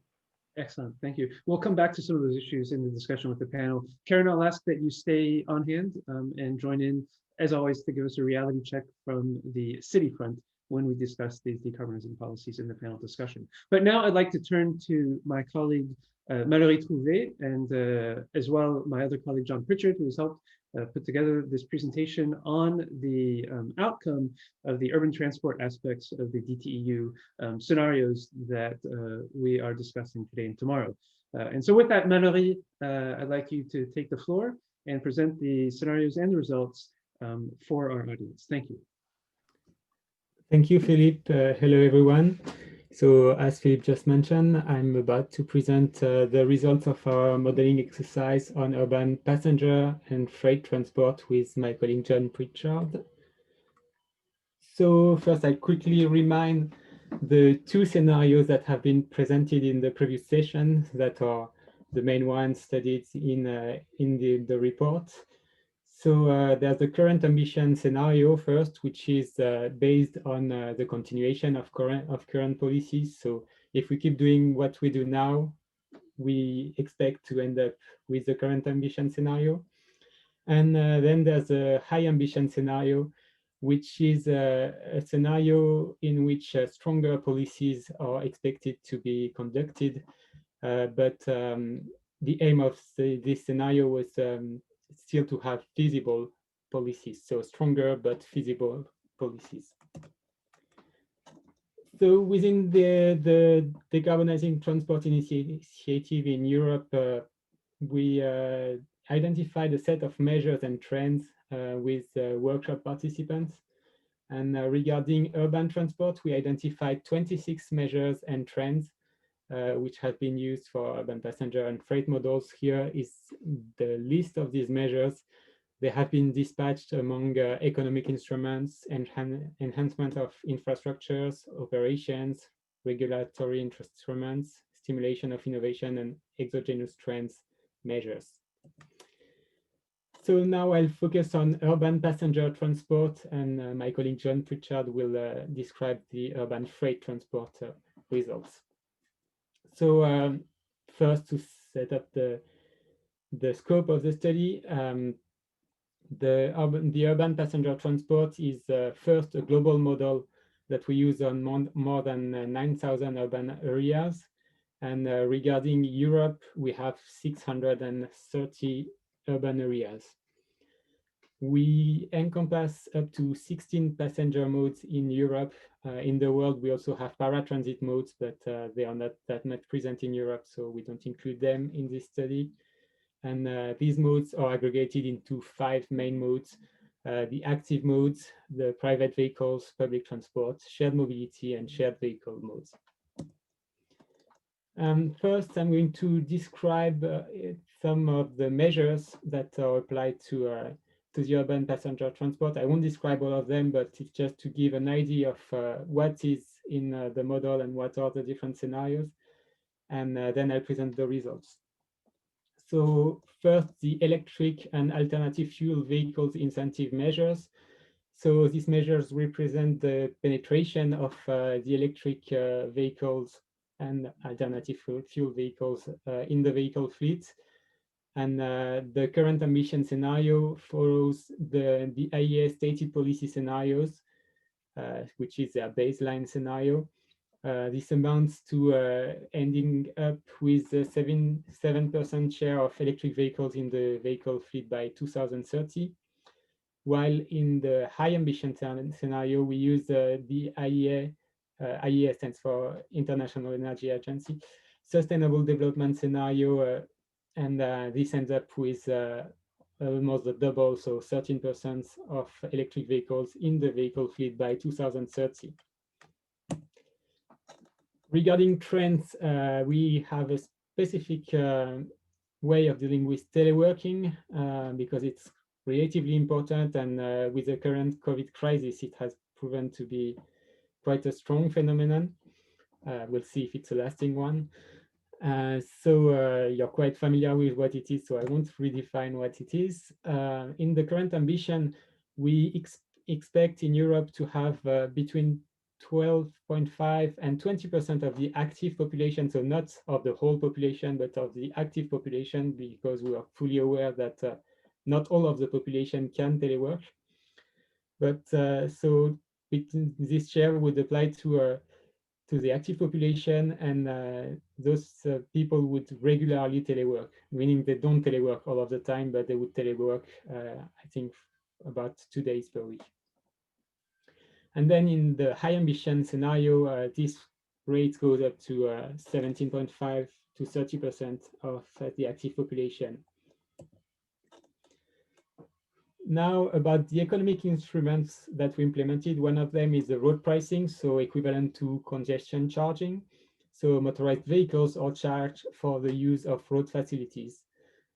Here we consider an increase of the use cost of the related modes up to 2050. And this has an implication on the choice to use these modes versus other modes such as public transport or active modes, for instance. Then the regulatory instruments measures include the speed limitations, and this amounts to creating low speed zones, reducing the speeds to 30 or 20 kilometers per hour. In the current ambition, it's a reduction of 7% to 30%, which amounts to switching from 50 kilometers per hour to 46.5 down to 35 kilometers per hour. While in the high ambition, it's a stronger approach, but the minimum levels is twice as much as in the current ambition. So it means switching from 50 kilometers to 42.5 down to 30 kilometers per hour. This is our speeds for the whole metropolitan area, so it's an important reduction. And then infrastructure enhancements. So one of the measures considered is public transport priority measures and express lanes. And in the current ambition, we estimate that 15 to 20% of the surface public transport would be prioritized by 2050, while it would be 50% in the high ambition scenario. So now I'll focus on the results of modeling all of these measures all together. So first, I'm showing the results on the demand side. As you can see here, it's the evolution of passenger kilometers and vehicle kilometers over time. So first, it starts with a big drop in 2020 with the COVID. We expect it to be quite sharp in passenger kilometers. And then in both scenarios, the current ambition and the high ambition, which are both lines above, we expect a steady increase up to 2050, which would be smaller in the high ambition, which does not mean that the demand is exactly reduced, but it means that the trips are more optimized than in the current ambition. And so individuals keep the same mobility, but they need less passenger kilometers to achieve this mobility. Regarding vehicle kilometers, so we also observe the drop in 2020, but smaller than for passenger kilometers. And then in the current ambition, it remains steady, while in the high ambition, it diminishes by 25%.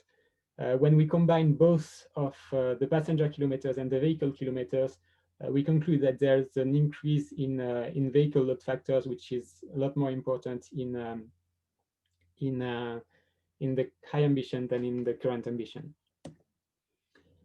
Now, having a more precise look on the mode shares, so on the trip mode shares. First here, it's the trip mode shares for the current ambition scenario. So as you can see here, the main equilibrium between the 5 modes remain the same. So the active mode is the most important one, growing over time, but not that much. Private vehicles are decreasing. Public transport is slightly decreasing, and shared mobility are appearing, but are not becoming are not overcoming the 10% mode shares, and shared vehicles are relatively low. Then when we switch to the high ambition, here we can see that the growth of shared mobility is much more aggressive, and the decrease in private vehicles is also much stronger.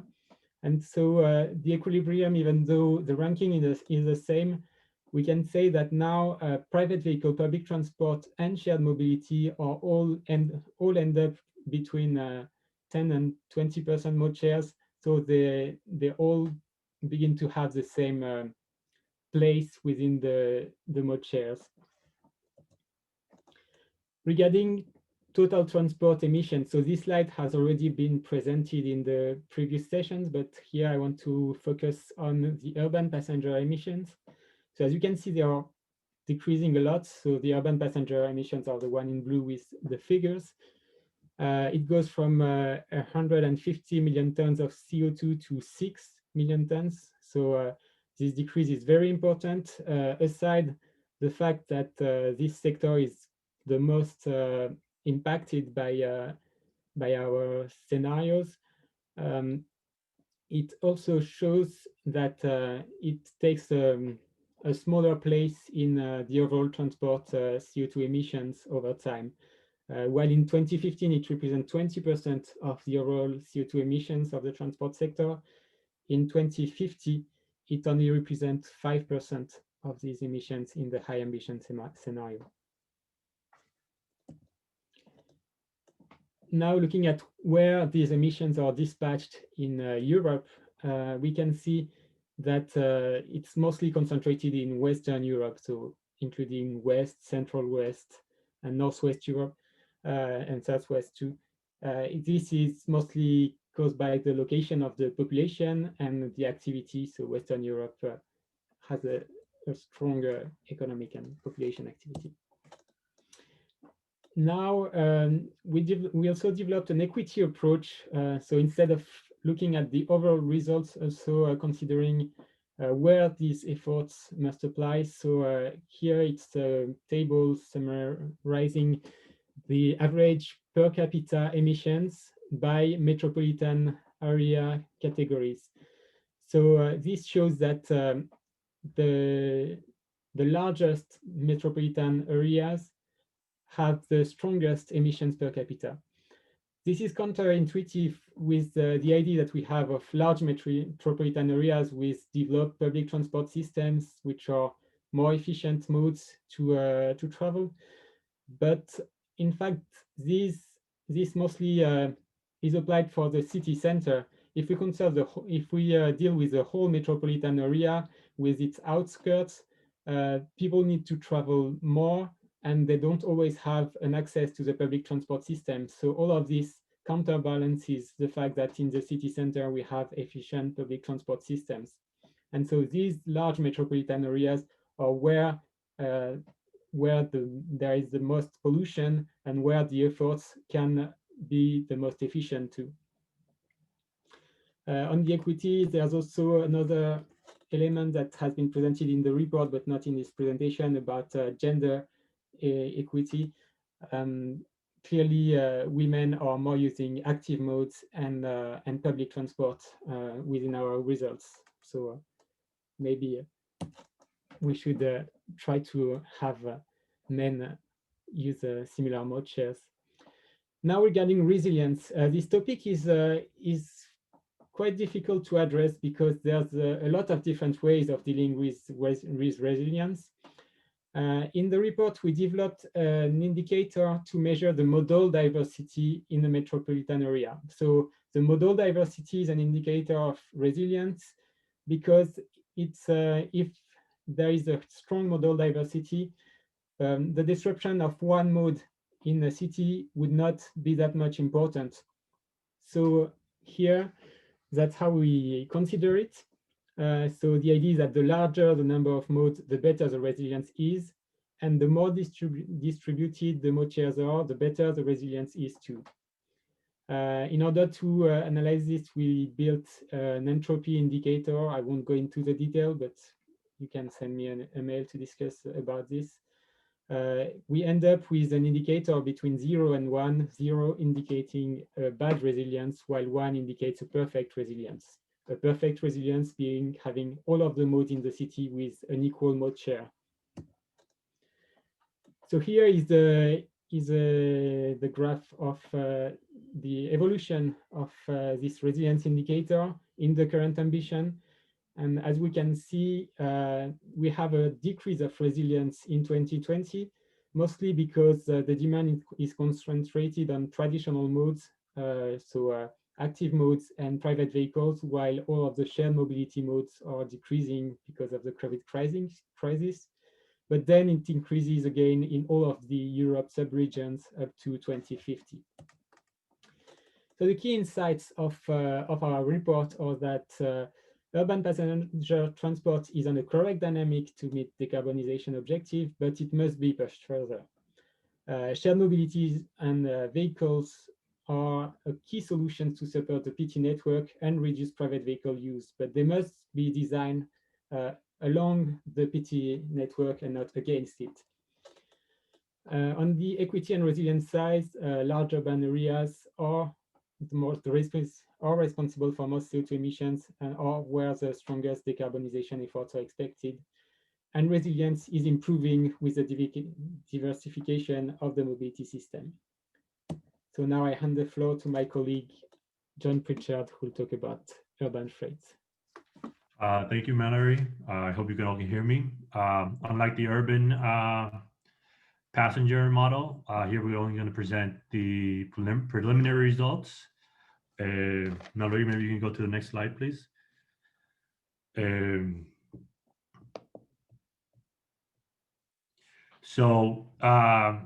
One key difference between the two models is the fact that we have slightly fewer metropolitan regions in Europe. Mainly, we don't have Turkey included because we didn't have any information on the freight flows in Turkish metropolitan regions. But as our colleague Luis Martinez mentioned earlier, we do include parcels, which is really important because we expect to have quite a bit of growth in e-commerce over the next few years. Mallory, next, please. So the results we have here are from the first step of the model, which is the production and attraction side of it, right? So we're generating the freight flows in these different areas. And what we see is the different metropolitan regions have highly correlated values between production and attraction. And although there is a correlation in terms of size of the cities, it's correlated to a much lesser degree. So in this graph, we have on the x-axis, we have the population in millions of these metropolitan regions. And on the y-axis, we have the freight tons, also in millions. As you can see, it generally grows, but the biggest cities don't necessarily have the most production or the most attraction, which highlights that this is a complex relationship. And we included a lot of different variables, which would explain this. Next, please. So the different policy measures, Mallory already mentioned very generally what we included, but for the freight model, there are some key policy measures I think are important to highlight here. Among them, we have, low and zero emission vehicles. So, we're modeling whether we can electrify our fleets. In terms of economic pricing, we have congestion and zone charges, who can enter and under what conditions can they enter into the different cities. And very importantly, we're also modeling the potential to having urban consolidation centers, so that is freight hubs, right? So we expect to have more and more freight, but maybe when we have these hubs, we'll be able to minimize the vehicle kilometers traveled. Next, please. So what do we see in terms of the production and the attraction? What we see, of course, is that there is a very large growth in parcels being delivered, mostly due to e-commerce. And by 2030, we see a tenfold increase in the volume of packages. And between 2030 and 2050, we see an additional 40% increase on that already tenfold increase in the first 15 years. And what that tells us is that in terms of freight, we really need to keep in mind that efficiency and technological improvements have to play a critical role, because on the demand side, we will still have a lot of demand for freight in our cities. So we cannot be counting on a decrease in this number. And instead, we should be accounting for these, hoping for and pushing for these efficiencies and technological improvements, including these hubs that I mentioned before. In terms of the equity and the resilience, I think that we need to always keep in mind that any additional costs associated with freight will be passed on to the consumers by the freight operators. However, we believe that a lot of these potential additional costs could be offset in terms of increased benefits due to efficiency and reliability, but that's always something that's always important to keep in mind. Mallory, maybe the next slide, please. And finally, I want to just conclude our joint presentation by going over some feasibility and implications for both urban freight and urban passenger travel in our next generation. So among them, these have been discussed in the previous workshops, but we always have to keep in mind, how likely are these high ambition policies to materialize, and what are the barriers that we could experience, and these need to be continuously updated in order for us to achieve our goals. And it's also important to consider the significant side effects of these decarbonization measures. Always, I think it's important to keep in mind the equity concerns, under our current trajectory. Are we expected to reduce or amplify some of these equity concerns that are ever present in our models? And finally, I think it's always important to keep in mind what are the potential threats that could derail any sort of climate initiatives in terms of urban transport, whether that be directed at freight or passenger, which I think need to be always thought out in parallel and at the same time. So thank you very much. And I think we can open it up now to the moderator once again. Thank you. Excellent. Excellent. Thank you, John. Thank you, Mallory, for that presentation, that succinct presentation of a very complicated and complex piece of work that both of you and your teams have worked on. I referred you to the chat. You can see the link to the report that's been posted there, so feel free to download that. As well, just from a logistical perspective for this session, feel free to post your questions in the Q&A panel.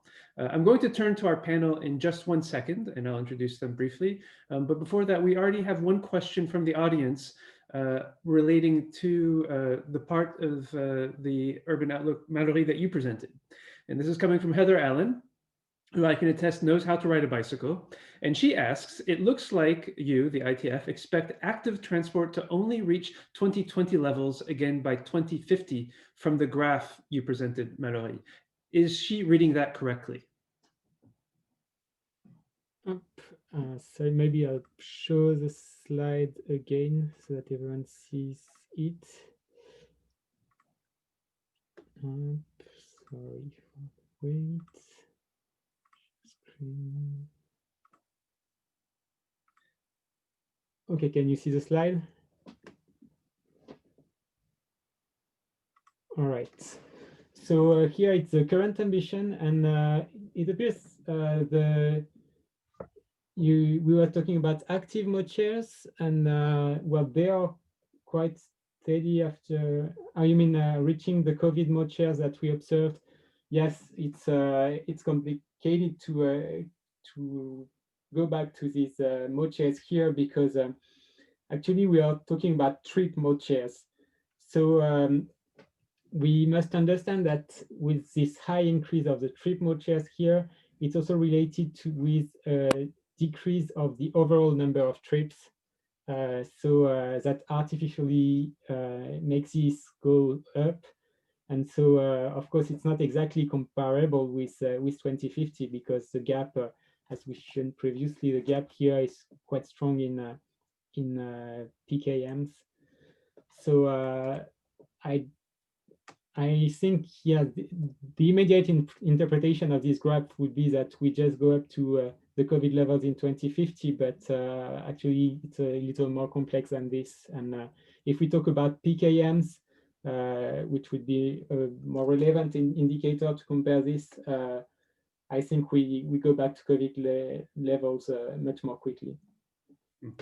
And again, that's to take into account the change in trip making activity that we've observed under the COVID-19 shock. That still goes on. All right, now I'd like to turn to our panel and I'll quickly introduce them. We have Patrick Mercier, who is coming to us from the Directorate General, the Commission Director General for Research and Innovation. Previously, he was with DG Transport, so he covers both the research and transport aspects as well. We have Philip Turner, who is the Sustainable Development Manager at the UITP. This is the international body representing public transport operators and authorities around the world. We have Dominique Overlot, who is with the General Council for Environment and Sustainable Development of the French government. We have Alexandra Milaneg with the Austrian Institute for Technology. We have François Quinault with the United Nations Economic Commission for Europe. And we have Sophie Punte from the Smart Freight Center, working on all aspects of freight, both urban and international. Now, before we get into some of the issues relating to the implementation of these scenarios, I'd just like to ask our panel if you have some technical questions, some specific questions relating to the scenario construction and the outputs that Mallory and John have just described. So, Sophie, I see that your hand is raised. Yes, please. Yeah. Well, thank you very much for a very clear presentation. And we always rely on the ITF to do the superb modeling that we can then use as a basis to drive policy and action. So thanks for that. My question relates that also in the document presented, you have the current ambition and the high ambition. But was that done for passenger transport on its own or for passenger and freight transport integrated? That wasn't quite clear. And in the report you sent beforehand, it seemed that passenger transport was done by itself and then freight mentioned separately, but not truly integrated. So my question is your current and high ambition scenarios cover both passenger and transport? And I see that François also has a question. So I'm going to gather both of these questions, or all three, because Sophie, you've asked two. And then we'll let Mallory and John answer this first round. So François. Yeah, thanks, Philip. Hi, everyone. I have two questions as well, sorry. So first question is about this forecasting versus backcasting. I think we've seen that maybe we would like to have the final target to be reached, the 90% reduction from 1990 to be reached, and then how can we reach that? So I understand your modeling framework is more forecasting, so projecting from today towards the future, but can you also do backcasting approach using your modeling framework? Mm-hmm. And then I know that you've done these studies in some European cities on mobility as a service, but can you maybe elaborate a bit more on the latest on integrating mass into modeling, and especially with Karen covering mass into all the different aspects and the potential adverse issues that can create? I mean, how can you, maybe can you talk a bit more about how you want to integrate mass into the modeling? Thanks. I know that Dominique also has a question. Let me let Melanie and John answer this first round, and then we'll go back to Dominique for your question afterwards. Okay, so first regarding Sophie Punter's question on the integration of passenger and freight, we address this separately. We don't model these together. This is definitely something that we can improve in the future by creating more ways of communicating between the models. But because of course, on such a small geographical area, both these activities interact with each other, and especially the effect of the peak hours is strong on freight and passenger. Regarding the question of forecasting versus backcasting, the issue with the backcasting approach is that if we want to reach the target set up by Paris Agreement or IPCC, these targets are fairly general, and more generally, we have a transport CO2 emissions target, but we don't have it dispatched among the different transport sectors. And as our models are each dedicated to a transport sector, we don't know exactly what is the aim for each transport sector. So this complicates a little this exercise, and also this does not ensure that the way to reach a target are feasible. While what we want to show in our modeling exercise is that this high ambition scenario, it is feasible. It has been built with experts, and so we think that we can end up to this result. About integrating mass in the models, I think we can have more detail about this, but in the models, it's in the urban passenger model, and we integrated by decreasing the transfer cost between shared mobility and public transport, and by generally improving the growth of shared mobility along public transport. So I won't go into too technical details, but we can have a technical discussion about that later. Okay, Dominique, I know that you had a question as well on some of the technical issues relating to the modeling. Thank you very much for your presentation, and I have a question about the results in your high ambition scenario. And your results are very impressive.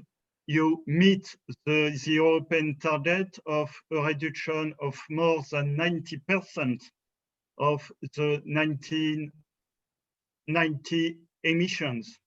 So what are the main measures to meet that target? Can you elaborate a bit about that?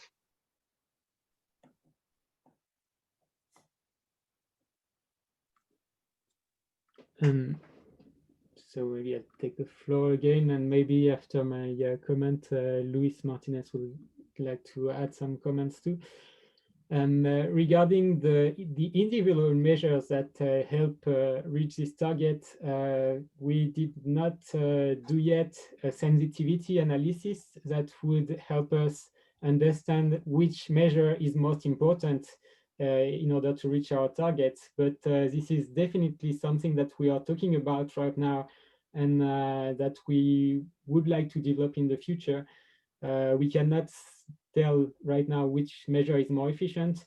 Also, we think that the most efficient thing would be to develop all of them together, because there's also a cocktail effect, if we could say so, that each measure reinforces each other.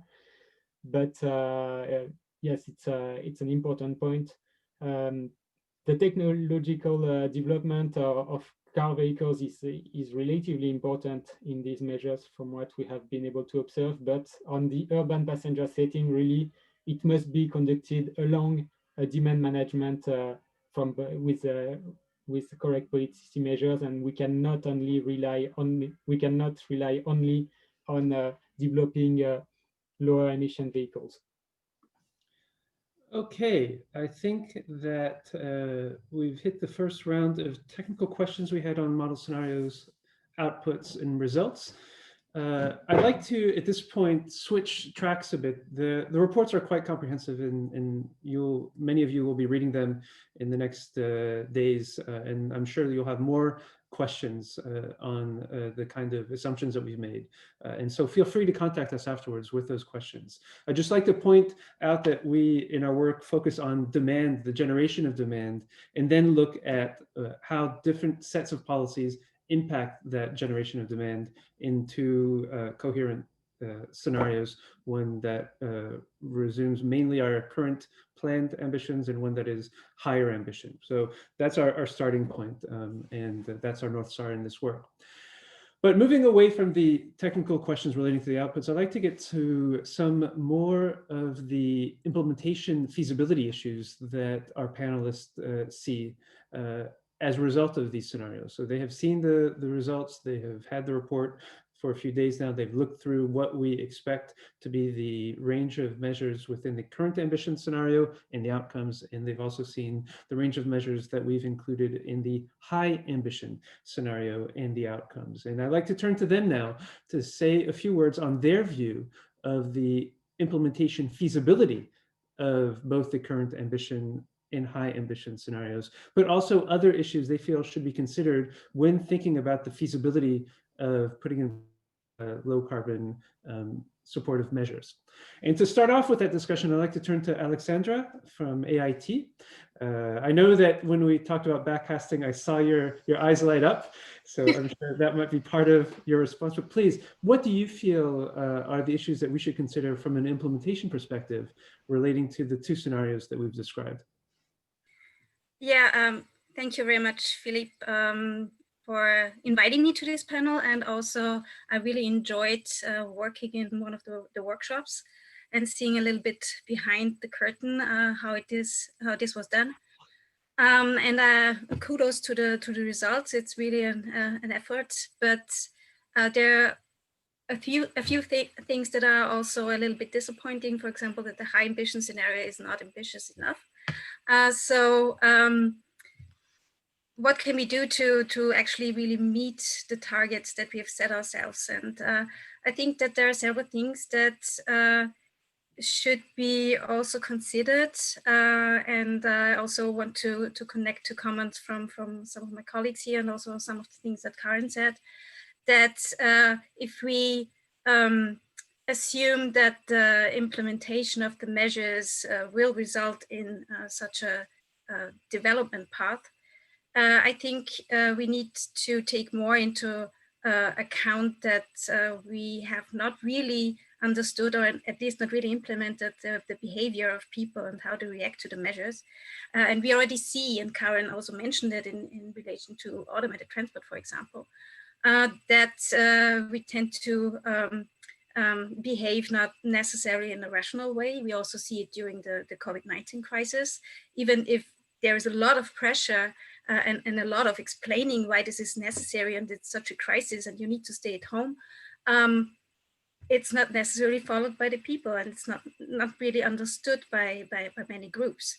And I am afraid that if we frame it now in a way that we have high ambition measures and we will reach the goals, this might also, although we don't do that, it might also send not the correct message, so that it's a little bit over optimistic, especially regarding the reaction of people. And I think we should think about, and it has already been mentioned by, I don't know who said it now, Philippe, I think, or I don't know, by a backcasting approach, for example, a highest ambition scenario where we actually meet the targets that we've set ourselves, and think about how this scenario would look like, and develop and identify the pathway, or more than one pathways there, and also think about really radical measures. I think we are not brave enough at the moment, and if we really take that seriously, we should think about things like, for example, not only CO2 budgets that you can choose to use or not, but more like a fair but mandatory mobility budget. And we've done a project in that respect. And such mobility budgets on the individual level, when we show everybody, okay, this is the amount that you you can emit CO2, but give everybody the freedom to organize their own mobility on a daily basis.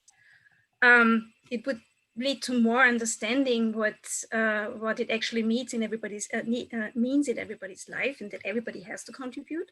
And it would also put the pressure away from setting measures that are that may be successful or not, but involving people and letting them also express what they need to actually meet that limited the boundaries. So I think it's necessary to, when we go further now, the first step would be really to take a holistic view, because there's a risk that we oversee that overlook that there's a shift to other sectors maybe, or to other modes of transport. For example, as we've seen in Austria in a national study, that home office doesn't mean less CO2 emissions because people stay at home. They don't have they have less commuter trips, but they do more and longer leisure trips, and they consume more energy at home. And some of them give up their annual tickets because they think that it doesn't pay off anymore to have an annual public transport ticket for commuting 2 times per week or so. So all these elements are things that are not necessarily sufficiently regarded in the models that we use. So I would plead for an integrated model where we also put take into account the interdependencies between also deliveries and consumer behavior. And for example, in Austria, I know that the Federal Post Service says that 70% of clothing parcels are sent back. So people order and they try on at home and then they send it back, which is not really a good development. And demand growth, be it deliveries or personal mobility, it's not a force of nature. So we have to think about how to reach that goal and how to maybe take also more radical measures. I take the point that a lot of what we'll see going forward will be directly linked to what we do now in terms of policies and follow-up. And I also take the point that what we've described as a high ambition scenario is not necessarily a highest ambition or even sufficient ambition scenario. So that's a good point. Just to remind everyone that if we had had this meeting exactly 1 year ago, no one could have envisaged the kinds of changes that we've seen over the next 12 months in terms of changes, temporary changes to be clear, but changes in activity, changes in type of working functions, changes in the way in which we go or don't go to shops, changes in the way in which we use the post to bring clothes into our home personal dressing rooms. So all those things are clear, and there is a lot of room to think about whether or not we need more ambition in our scenarios. And the other thing that Karen pointed out, which is that there is a different level of ambition among different parties. And some cities are actually probably thinking that the high ambition scenario that we have in place is the lowest ambition that they want to achieve, and that they want to do much higher. So I'm going to turn over to Sophie Punte. Sophie Punte is going to give, I'm going to ask you, Sophie, to give similarly your views on some of the implementation pathways. And I'll just note as you start talking that the ITF has just released a report on urban delivery, how urban delivery vehicles can boost electric mobility, just to indicate that the work that we're doing on parcel delivery, on freight delivery, urban freight goes beyond what we've done in the DT work, but it extends to other parts of the house. So Sophie, from your perspective, what are some of the implementation challenges and issues that come to mind when you think about our current ambition and high ambition scenarios? Yes, and thanks again for having the opportunity to speak here. So as people know, Smart Freight Center is about freight and only freight. And so I'll be commenting a little bit more from that perspective. Having said that, I do think, I agree very much with Alexandra. We need a ambition. A little bit how Alan McKinnon in his book Decarbonizing Logistics is for Freight, he basically said if we pull all the measures we have and currently know out of the closet and stretch them as far as we can, how far can we get in decarbonization? And I think that would, it would really set the tone and be aspirational. So I think that you could do that.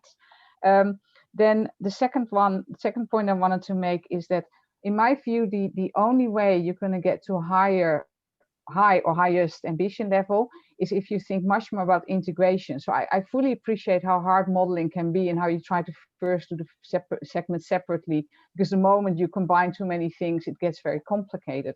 But if you were to look for integration, I would look at three things. First is integrating freight and passenger. To give an example, if you look at parking policies, then New York sidewalks are being used as distribution centers. I have constantly a van somewhere on my front lawn because they need to deliver the groceries to the neighbors. So the parking and freight cannot be disconnected anymore. You will not have an effective parking policy if you exclude that. The second one is then the whole infrastructure. So if you look at land use, where are those distribution centers going to go? I think a lot right now we see a lot of shops closing in city centers. They could easily be transformed into distribution centers where major shops have a shared place to store their goods, so that if people order them, they don't need to come from very far, which again will reduce trips. So I think the land use, again, there's opportunities for integration. And then the one about the low emissions vehicles is the same. We've now heard that the total cost of ownership of an electric vehicle is basically getting better than that of internal combustion engines, which is fantastic news. But you need to stretch that to freight vehicles as well, to avoid that we start having a situation where in cities the cars and the motorbikes are electric, but we still have dirty diesel vans traveling around. And because of that, I'm very happy that that new report is released just today, how urban delivery vehicles can boost electric mobility. And there it has three types of policies in there. It's about performance, preferable access to electric freight vehicles, but also regulations on fuel economy and greenhouse gas emissions allowed by freight vehicles entering the cities. And that's, I think, the one I missed in your or at least in your summary. And again, then the economics incentives that you also have mentioned.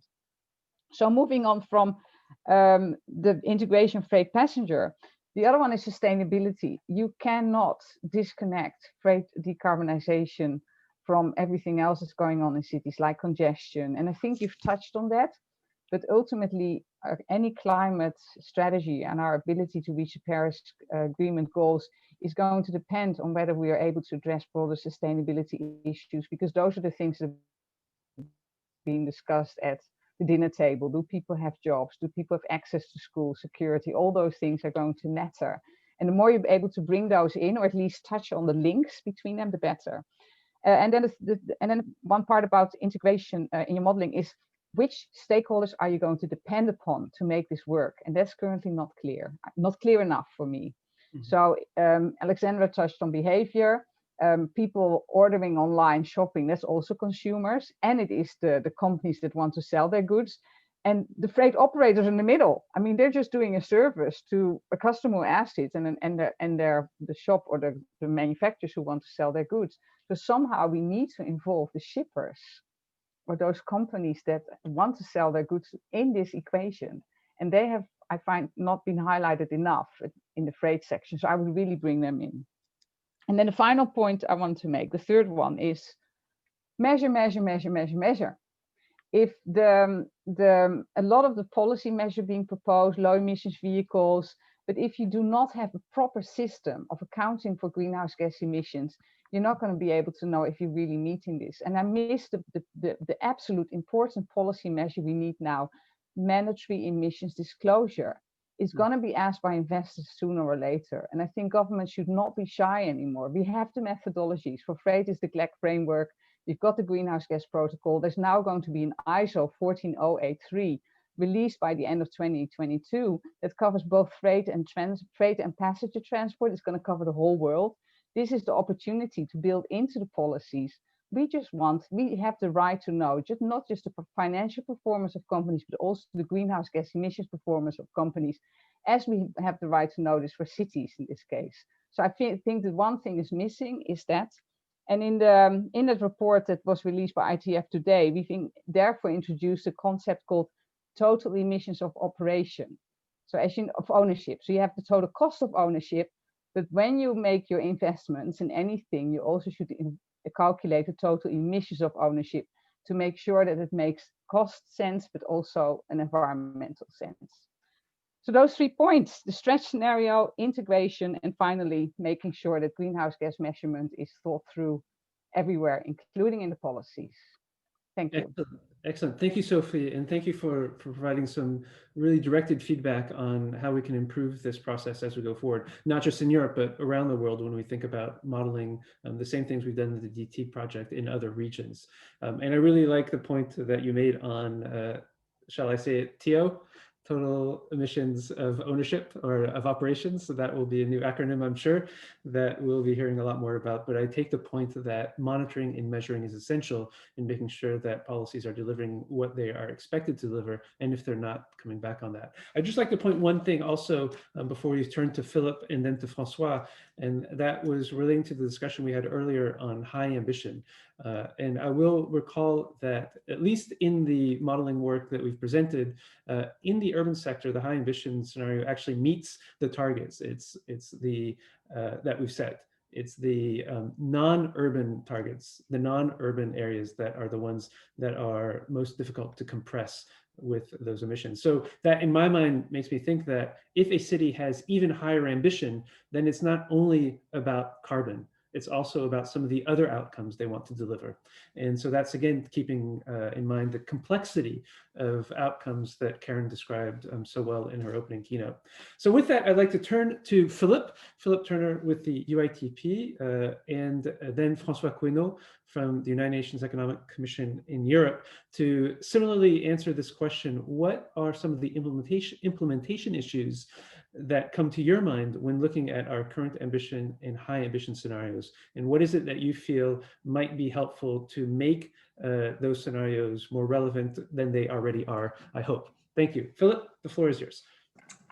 Thanks, Philip, and good morning, everyone. I'd firstly like to congratulate you. And I think the scenarios raise some questions for me. I mean, what are the real implications of implementing such a pathway? And I think there are a number of important issues which come out of it to me. Firstly, we get over COVID at some point in time. I think that's a really important one for me, because I hear from a political level the short-termism, but I think here it provides that long-term view and the need to continue investing. So I think that was a key one for me. I think the second one was, okay, this is a pathway which we can follow, which means that we can meet our decarbonisation goals in some way or form, but is there a means by which we can look at better alternatives? And I didn't want to go down the electrification route, because I think other people on this esteemed panel can cover that issue better than I can. But I think the important question for me was around the transit-oriented development and access to public transport, because there is the high ambition of increasing that by 7.5% by 2050. And I compare that with the Commission analysis of in Europe about people with high or very poor accessibility to public transports in European cities, and that's 1 in 5, so that's 20%. So really that high ambition scenario is not going to fill that gap quite significantly. And I think the point about measuring, I think, is also applicable here, because you need to really look at what the need is so you can target those investments, because quite often I see those sort of arbitrary, you have to put a public transport infrastructure after X amount of meters, kilometers, rather than the need. And I think that's an important thing which came out to me. The other thing which becomes therefore less surprising is that the mode split remains roughly around that 50%, 15%. I know we've covered this issue, increasing growth, etc. But if you increase that, actually you can, the mode share, significantly reduce emissions in an urban context. So you have cities like London that was mentioned, other cities which aim to double their market share, and you can reduce emissions by 25% in a relatively short time. IPCC says in urban environments, around a 50% reduction through increased walking, cycling, public transport use. So when I look at the mitigation potential for that, it is quite significant. And when I look at some of the areas for public transport prioritization and the mitigation potentials from that, when you consider public transport only accounts for roughly 4 to 5% of a city's emissions, actually what you're talking about is quite small there. And actually the mode shift benefits are quite more significant gains. But finally, I'd just like to go back to the issues of equity and diversity and the sustainability agenda. And I think this is the important thing to consider, because for me, there isn't a trade-off when you look at that accessibility thing, aspect for public transport, mode shift, because you've got the SDG agenda 11.2, which is talking about accessibility to public transport. And I think from a political level, it's important that you don't lose track of that, because I look at the Green Deal and on page 3, it says the SDGs will be at the heart of European policy making for their net neutrality thing. And I really do believe with this accessibility thing, increasing mode share of public transport, you can actually meet those two agendas at the same time. But congratulations to you guys. Super, Philip. And Francois, if you want to come in with same as what I've asked for all the other panelists, your views on some of the implementation challenges, and then I'll have some comments on what you and Philip have said. Sure, thanks, Philip. So maybe, maybe a few key takeaways on my side on this development of this decarbon transport in Europe initiative. First of all, again, thanks to all the staff at the ITF, I think who has done a great job in this modeling development. I think probably, as far as I know, this is probably the most advanced modeling framework that I know of, despite, I mean, we have also our own modeling framework in the UNECE forfeits, which can also do similar things, but in a much more modest level. Anyway, so maybe that's a good follow-up. After Philip from UITP, I will talk a bit more about all the technology insights, because that's probably more of my role in UNECE, where I'm the secretary for this working party on pollution of energy of all the vehicle technical regulations. And I think we do some work as well, which is quite relevant in the framework on this project. For example, one who I think would be mentioned as well during this panel is the emissions of EVs over the lifetime, and we're working on durability of EV batteries to make sure that batteries are not a disposable product and they can last for more than a couple of years. And that's also a good point for the environment, given the emissions when you have to manufacture them. So maybe to go back to this thing, I think something which is a bit difficult to find in your report, I didn't find it really, is what about the evolution of the average commute time? So you've seen that activity is increasing overall passenger kilometers. I don't know if at the individual level this is increasing or if it's just the effect of population growing. But if you accumulate this higher individual activity with a lower average speed, then you have probably longer commute times. I think most people in urban environment will already declare that they spend enough time traveling. Of course, now maybe with digital technology you can do multitasking, but in the urban mobility context, today it's probably a bit difficult to do multitasking when you are on a scooter or on your bike, or even in public transport in some occasions when they are a bit crowded. Of course, that can change when you have more autonomous vehicles, but I think this is not in the very foreseeable, I mean, the next decade or so at least. So maybe, keep that in mind to not really make commute time much longer. Also, and as Karen highlighted, this urban access and those zero emission zones, I think they have a good impact, and we've seen that into the results on urban emissions, but how much of that is really actual reduction, or how much is it an offset? And when you start looking at the different technologies that have been deployed, I mean, you have the plug-in hybrids, and if you enforce kind of geofenced, for example, That's a possibility where you force the electric mode within a urban area.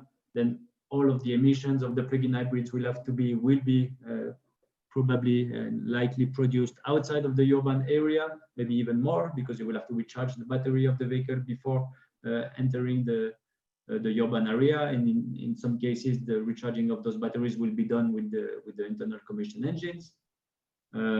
And then also, of course, you have the offset of the emissions of the manufacturing of the vehicles, which in the case of battery electric vehicles is more carbon intensive than traditional internal combustion engines, and of the fuel of those electric vehicles, so the power generation, which of course offsets the emissions to the power plants. So maybe keep that in mind and maybe give a bit of perspective as well when you deploy these very ambitious reductions in the urban area, how much is actual reduction and how much is actually offset of the emissions outside of the urban area. Another point here, this low-hanging fruit for EV adoption is the urban delivery, and I think that's quite very well highlighted in this new report that has been just launched today, which I had the opportunity to contribute to, and thanks to the ITF colleagues for that. Of course, EV vans and EV bikes for delivery is quite convenient in the urban environment because you have a high usage of those vehicles within a small radius of the city, so that the battery is probably enough for most of the cases, and the low operational cost of the electric vehicle because of higher efficiency is then amortized and covers and maybe and overtake the higher vehicle cost. So as we said, the total cost of ownership I think is now probably lower for EVs in urban delivery context. And of course, and as a personal view, maybe we should, and that's my last point. Well, yeah, of course, this has been mentioned already, but the long-lasting impacts of the COVID on transport. I think when you look at your assumptions in the high ambition for telework, I mean, today they look quite conservative. So yeah, would the new normal be like the old normal? And of course, we all have this hashtag build back better in mind. So how much of this COVID transformation will last, not only over the next couple of years, but over the next decade? And also, I mean, just after Philip from UITP, I mean, yeah, you look at public transport and how this shift between public transport, active modes, and car use. I think car use we've seen that's recovered much more quickly than public transport use in most cities. So will that last, or how can you make that vision a bit more longer term? And I think that's all for me.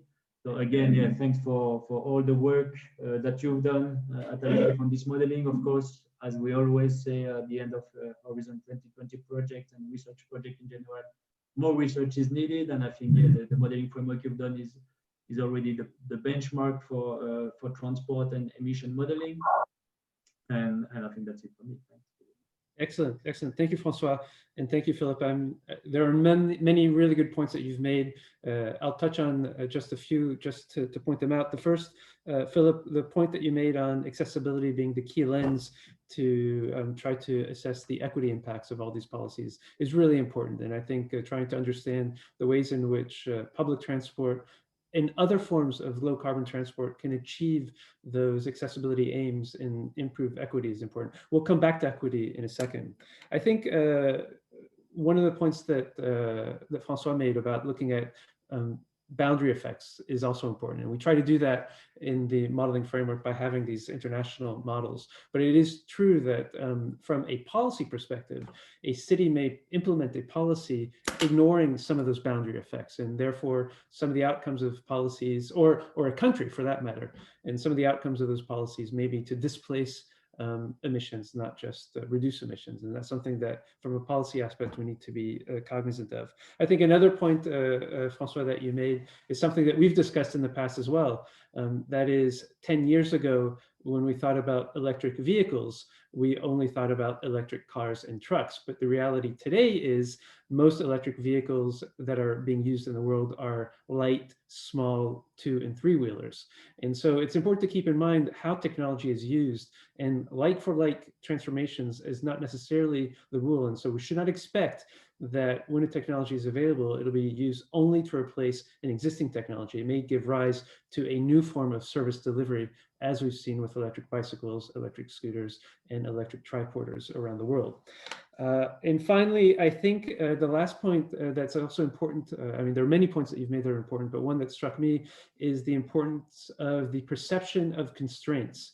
And so by that, I mean, the perception of travel time quality is important. The perception of costs are important, as much as the absolute amount of time that's used to travel, as well as the absolute cost of travel. How we interpret those is sometimes different than what they might be objectively. And that's important to take and to keep in mind when we go forward. And now finally, to round up this first round of interventions from our panel, I'd like to turn to both Dominique and Patrick to give your, again, inputs on what were some of the things that you take away from the report as we circulated it on the feasibility of the implementation of both the current ambition and the high ambition scenario. And for that, I'd like to first turn to Dominique Overlot, the floor is yours, and then to Patrick from the European Commission.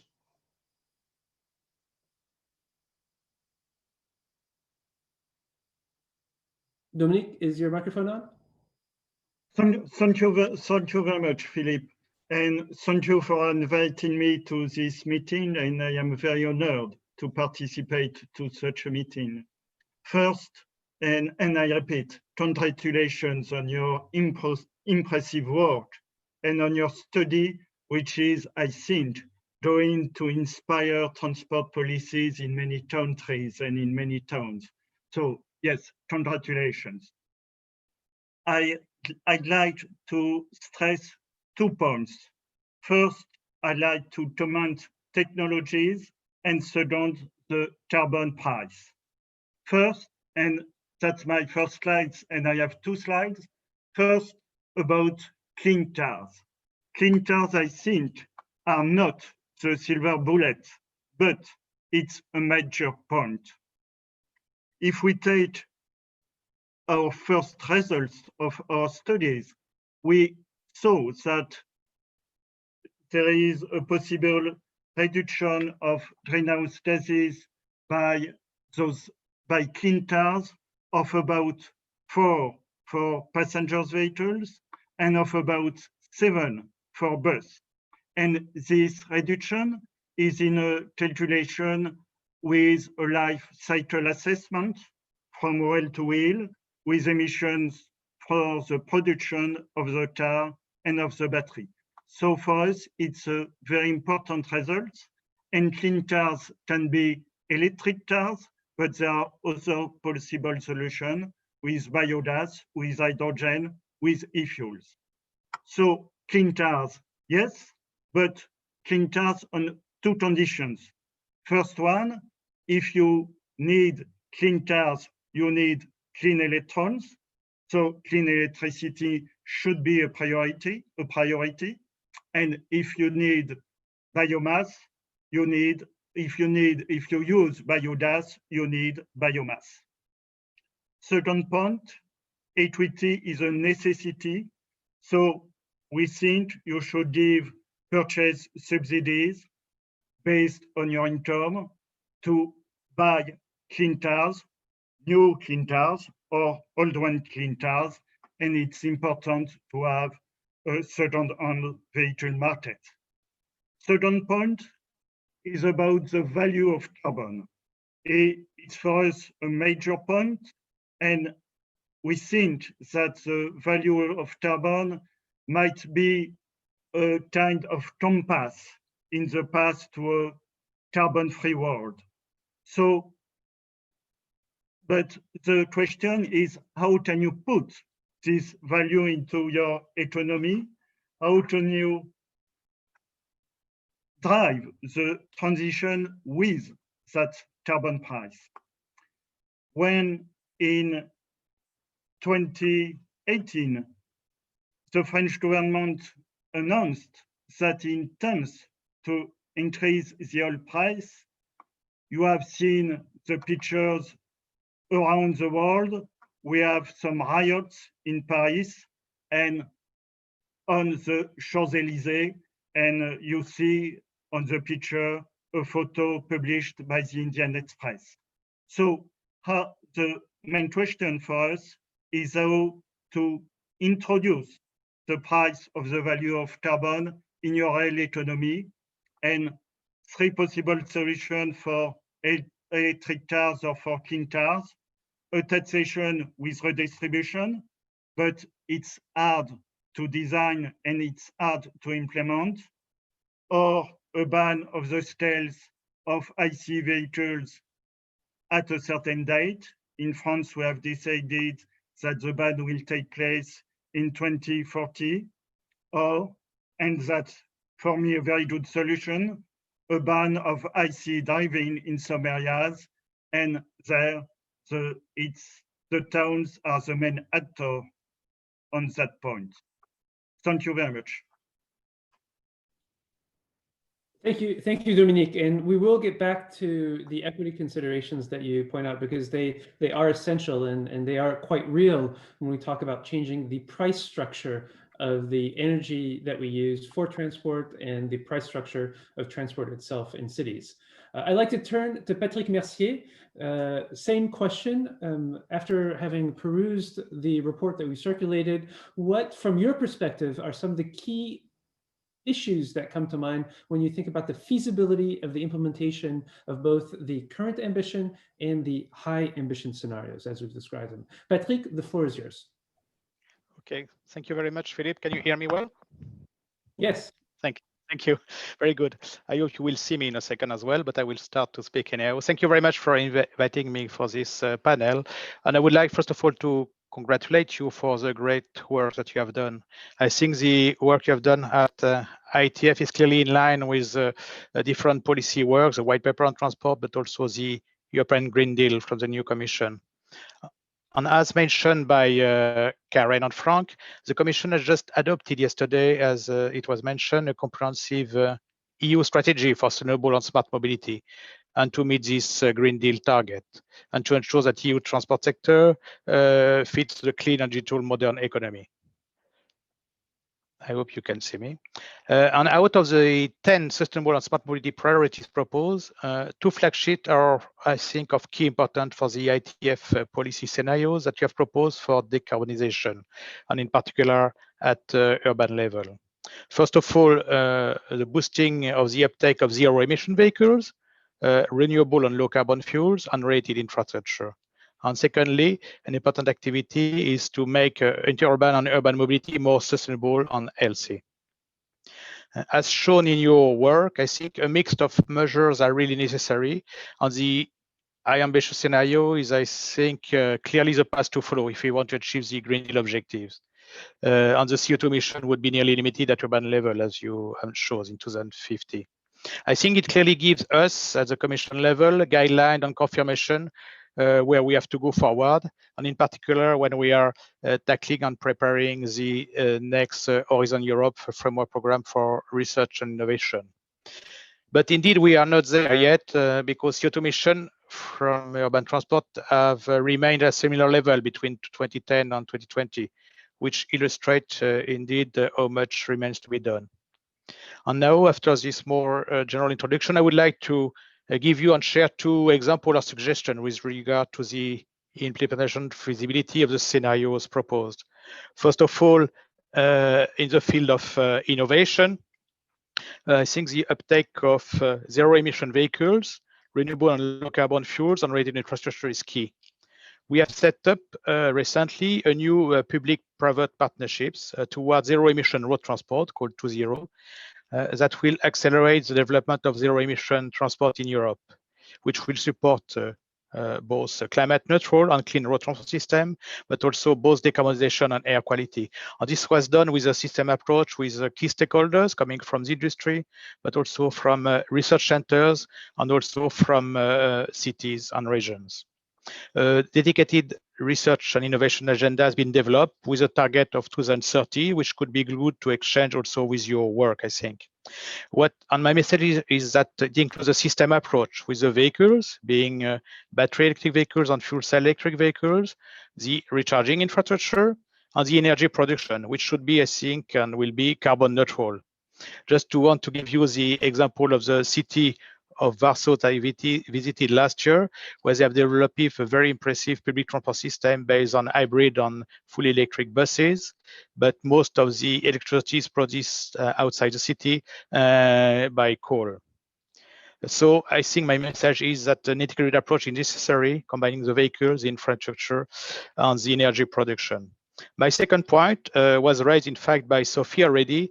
I really think that it is important for the future in cities to have an integrated set of measures for both passengers and freight transport.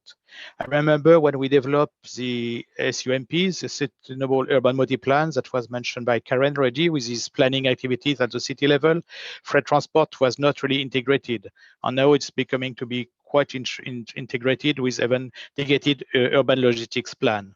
So I think it's important to tackle all these activities, being for the combined usage of clean vehicles, but also for parking and space management.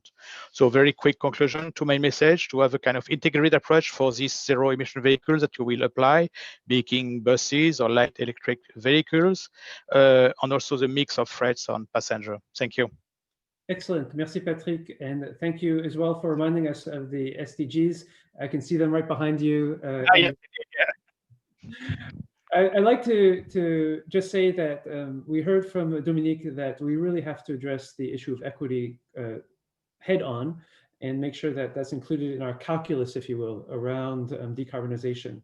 And at the same time, we've heard from Patrick from the initiatives that the Commission has been working on, and the plea, the request, and pointing out the importance of having an integrated approach. So that is one thing that we also keep in mind as we do our own work going forward here. I want to give the floor to one of my colleagues, Luis Martinez, who has been essential in doing a lot of the work in the background for this report, because he's picked up on a few points he'd like to come back to speakers on. And then after that, as you can see, we have only about 14 minutes left. I'd like to do a lightning round of questions for our panelists, starting with Karen and then running through the round of all panelists. So Luis, the floor is yours. Thank you. I will try to be very, very fast. I'll just try to, regarding the package of measures that we implement. I think one thing that is quite important, we are talking aggregately with the same package of measures for the whole cities in Europe, and the cities are quite heterogeneous. And the optimal package of measures, I have to, when we are talking in an aggregate model, we do it almost simultaneously for all contexts, while I think that more detailed analysis of the specific package measure for the city profile has to be created. After this initial definition of like the boundary, this is achievable, then we have to go and tailor this package of measures for a specific context.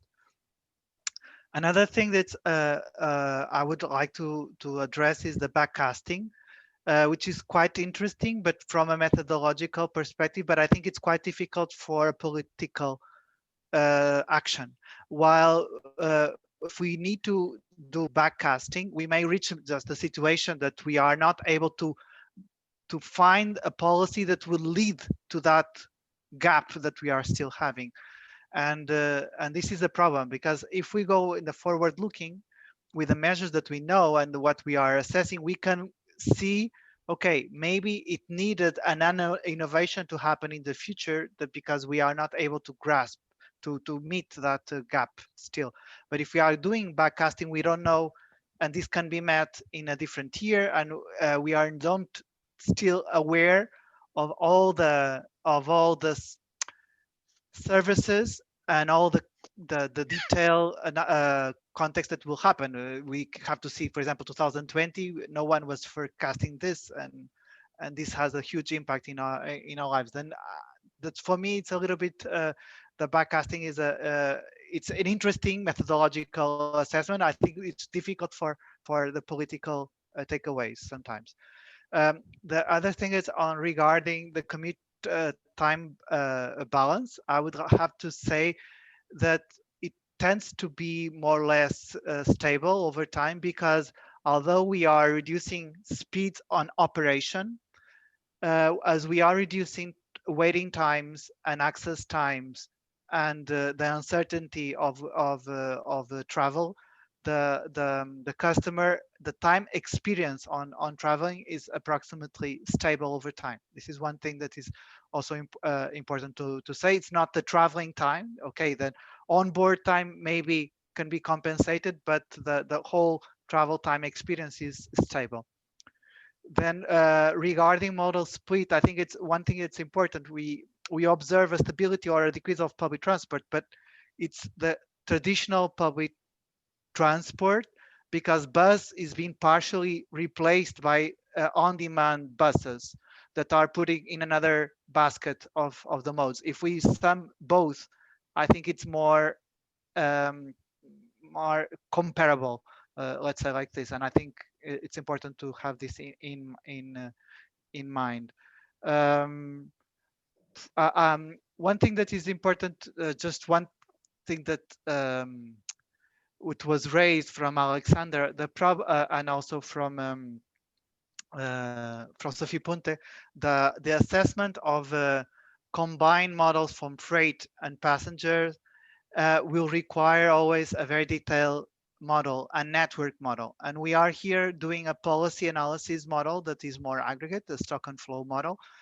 And for us to be able, beyond elasticities and much more detailed assessment of the interaction between both elements, we would require to have a network model. And this is more compatible to do with a city case specific study that learns from this and then implements to each city or a set of cities these learnings and assess in detail. It was mainly that. Thank you, Philippe. Excellent. Thank you, Luis. All right, we have a little bit less than 10 minutes. I'm going to ask those who want to, the panelists who want to respond to this question, to do so. Not everyone has to, but this goes back to the point of equity. Our cities are built on fossil fuel. They are built on carbon. People have housed themselves, workplaces, all based on the expectation of having transport fueled by fossil fuels. And now we're asking to move away from that into a low carbon, no carbon energy system, a low carbon, no carbon transport system. How do we accompany those that will be most impacted by this because either they are captive to the kind of fossil options that have been made available to them, or because they don't have sufficient resources to be able to switch to a low carbon set of options. Not all low carbon options are more expensive, but many are. So how do we accompany those who will face a loss of access in the immediate juncture as we shift to a much, much, much lower carbon world? I'd like to turn to Karen and Alexandra, at least to open up, because I know that both of you have done work in this area, and then Sophie. And if others want to talk, please raise your hand and I'll call on you. So Karen, Alexandra, and Sophie. Yes, thank you, Philippe. Well, equity is even more important right now, also with regard to the economic crisis that comes with the current health crisis. So we really have to make sure also when we move to a situation where we want to internalize external costs related to polluting traffic and so on, that we have valuable alternatives in place and that we have a sustainability offer in terms of modes that really is of high quality and can be a good replacement for the private car. At the same time, also, we see that public transport is suffering hard right now, but there is no other mode that can offer what public transport offers also in terms of affordability. While some people or many people cannot afford an electric car, there are many people who cannot afford a car in the first place and who need public transport to be in place. So it has to bounce back. We have no choice in that respect. At the same time, there are gaps that can never be filled by mass transit as well.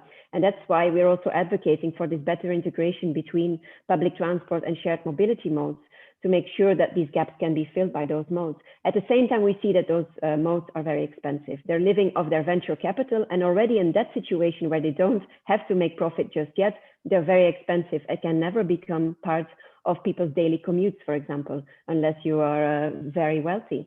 So there, I think also there's an important role to play for our cities, that if they do see that these modes have a positive role to play in the ecosystem, and for some that's yet to be proven, but if that's the case, then we have to consider new forms of public-private cooperation and also new forms of subsidies and business models where we start partly subsidizing those trips as well if they help us to meet our equity and accessibility goals. And we see our cities are already exploring this in the context of Maas, for example, where certain trips would be subsidized by the city if it helps them to reach those equity goals. And the city of Leuven, alongside other Flemish cities, is currently piloting that. So this is something that's going to be very important. And if you do need that car, try to make it clean and shared, I would say. That can also help to fill the gaps, and make those electric cars cheaper as well. Shout out to the car industry. But also, let's also not forget about suburbia, where there is still a very high level of car dependence, and we need those new and shared modes to go out to the suburbs as well. And that's where we, again, will need public-private cooperation to make that happen, to reach the critical mass, but also to have the business case. Excellent. Thank you, Karen. Alexandra, Sophie, and I see that Patrick also has something to say. Please keep your comments short, because I do have one last lightning round of questions for everyone. So Alexandra, please. Okay, thank you. Just one quick note on the backcasting. We did that with the city of Vienna together, so it's doable. So I wouldn't say it's not possible to do that. And of course, I can tell about that whoever is interested. The other things I wanted to mention regarding the equity aspect.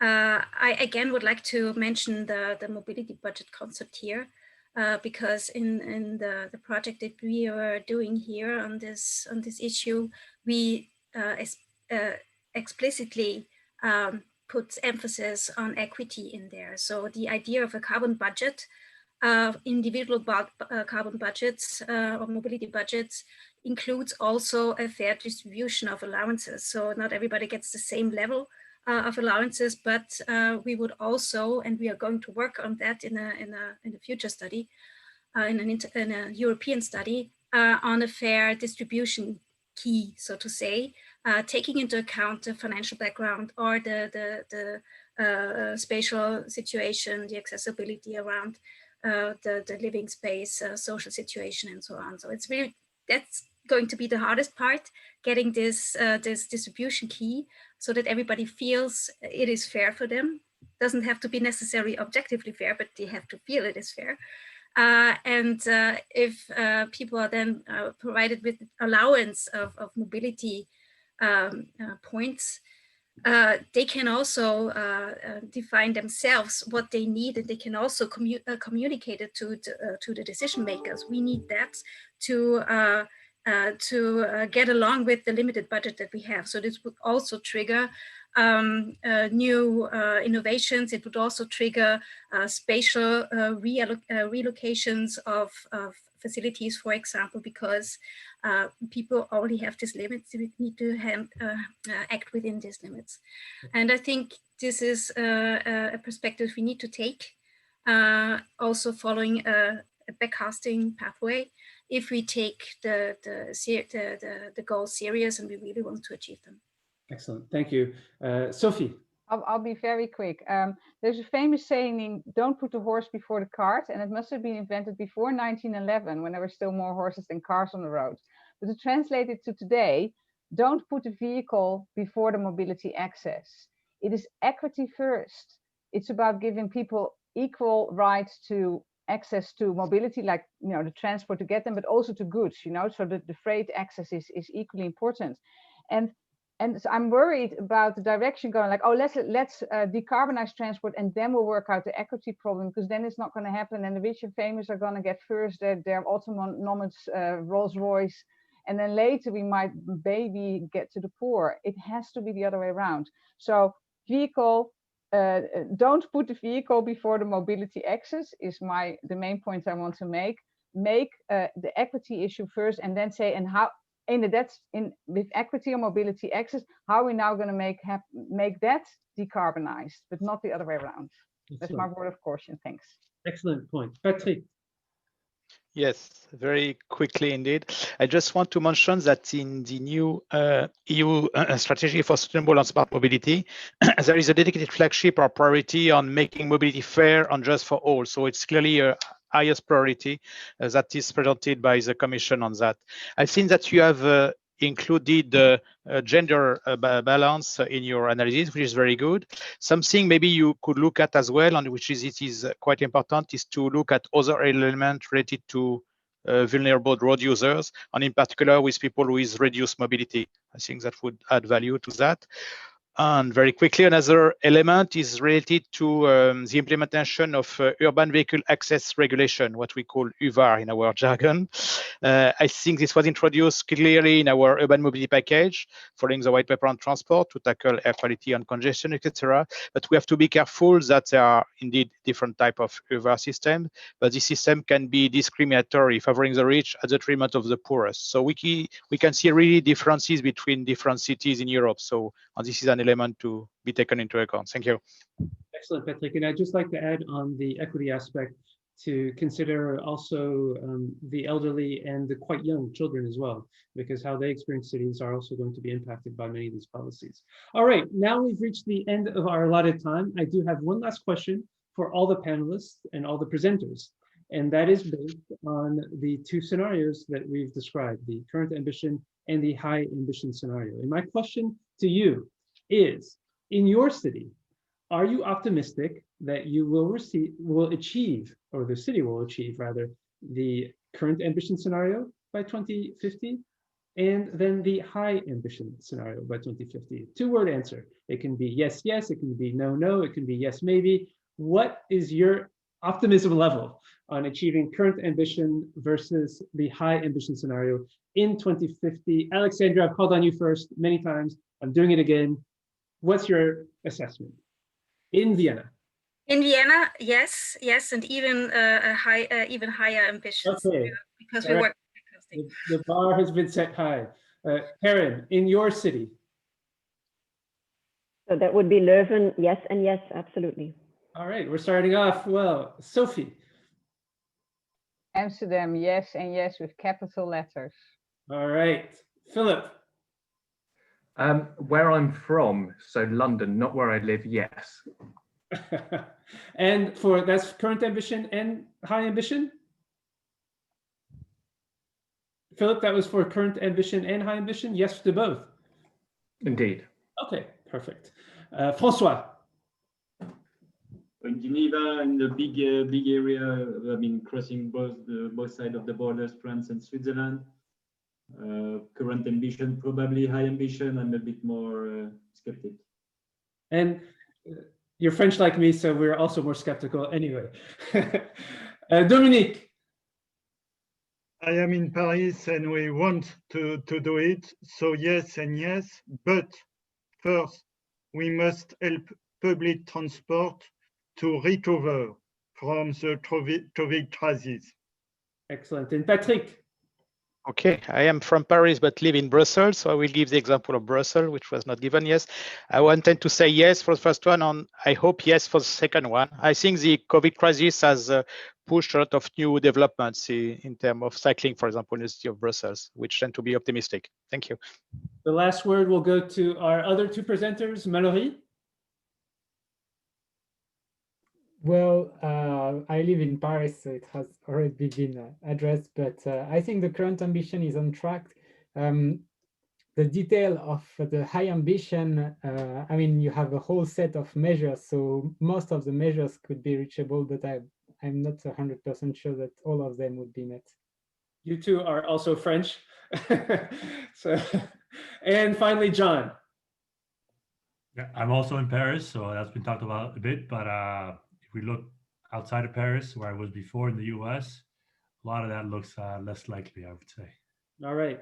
So the main takeaway for me is that we all live in the right places, or almost all of us live in the right places. Or the other takeaway is that our modeling is dead on. Now, I'd like to say that we presented this round of modeling as a stock and flow model and presented the outcomes of it. Maybe it's not just a stock and flow model, maybe it's a rock and roll model, since we seem to have met current ambition and future high ambition in many of the participant cities as they assess it. I'd like to thank all of our panelists for participating in this discussion. I'd like to thank all of our presenters, so Mallory, John, and Karen, for helping set the stage. And of course, I'd like to thank all of those that made this work possible. The ITF staff you see here are only the tip of the iceberg. There are many, many more that have worked to produce these reports, and many, many more that have helped to produce this event, the first day of this event. And I look forward to seeing all of you again tomorrow. Thank you again, and look forward to continuing this discussion offline as we go forward. And I just want to thank everyone once again and remind you that tomorrow's sessions start at 9 a.m. We have non-urban passenger at 9 a.m. and then at 11 non-urban freight. Thank you very much once again. Have a great day.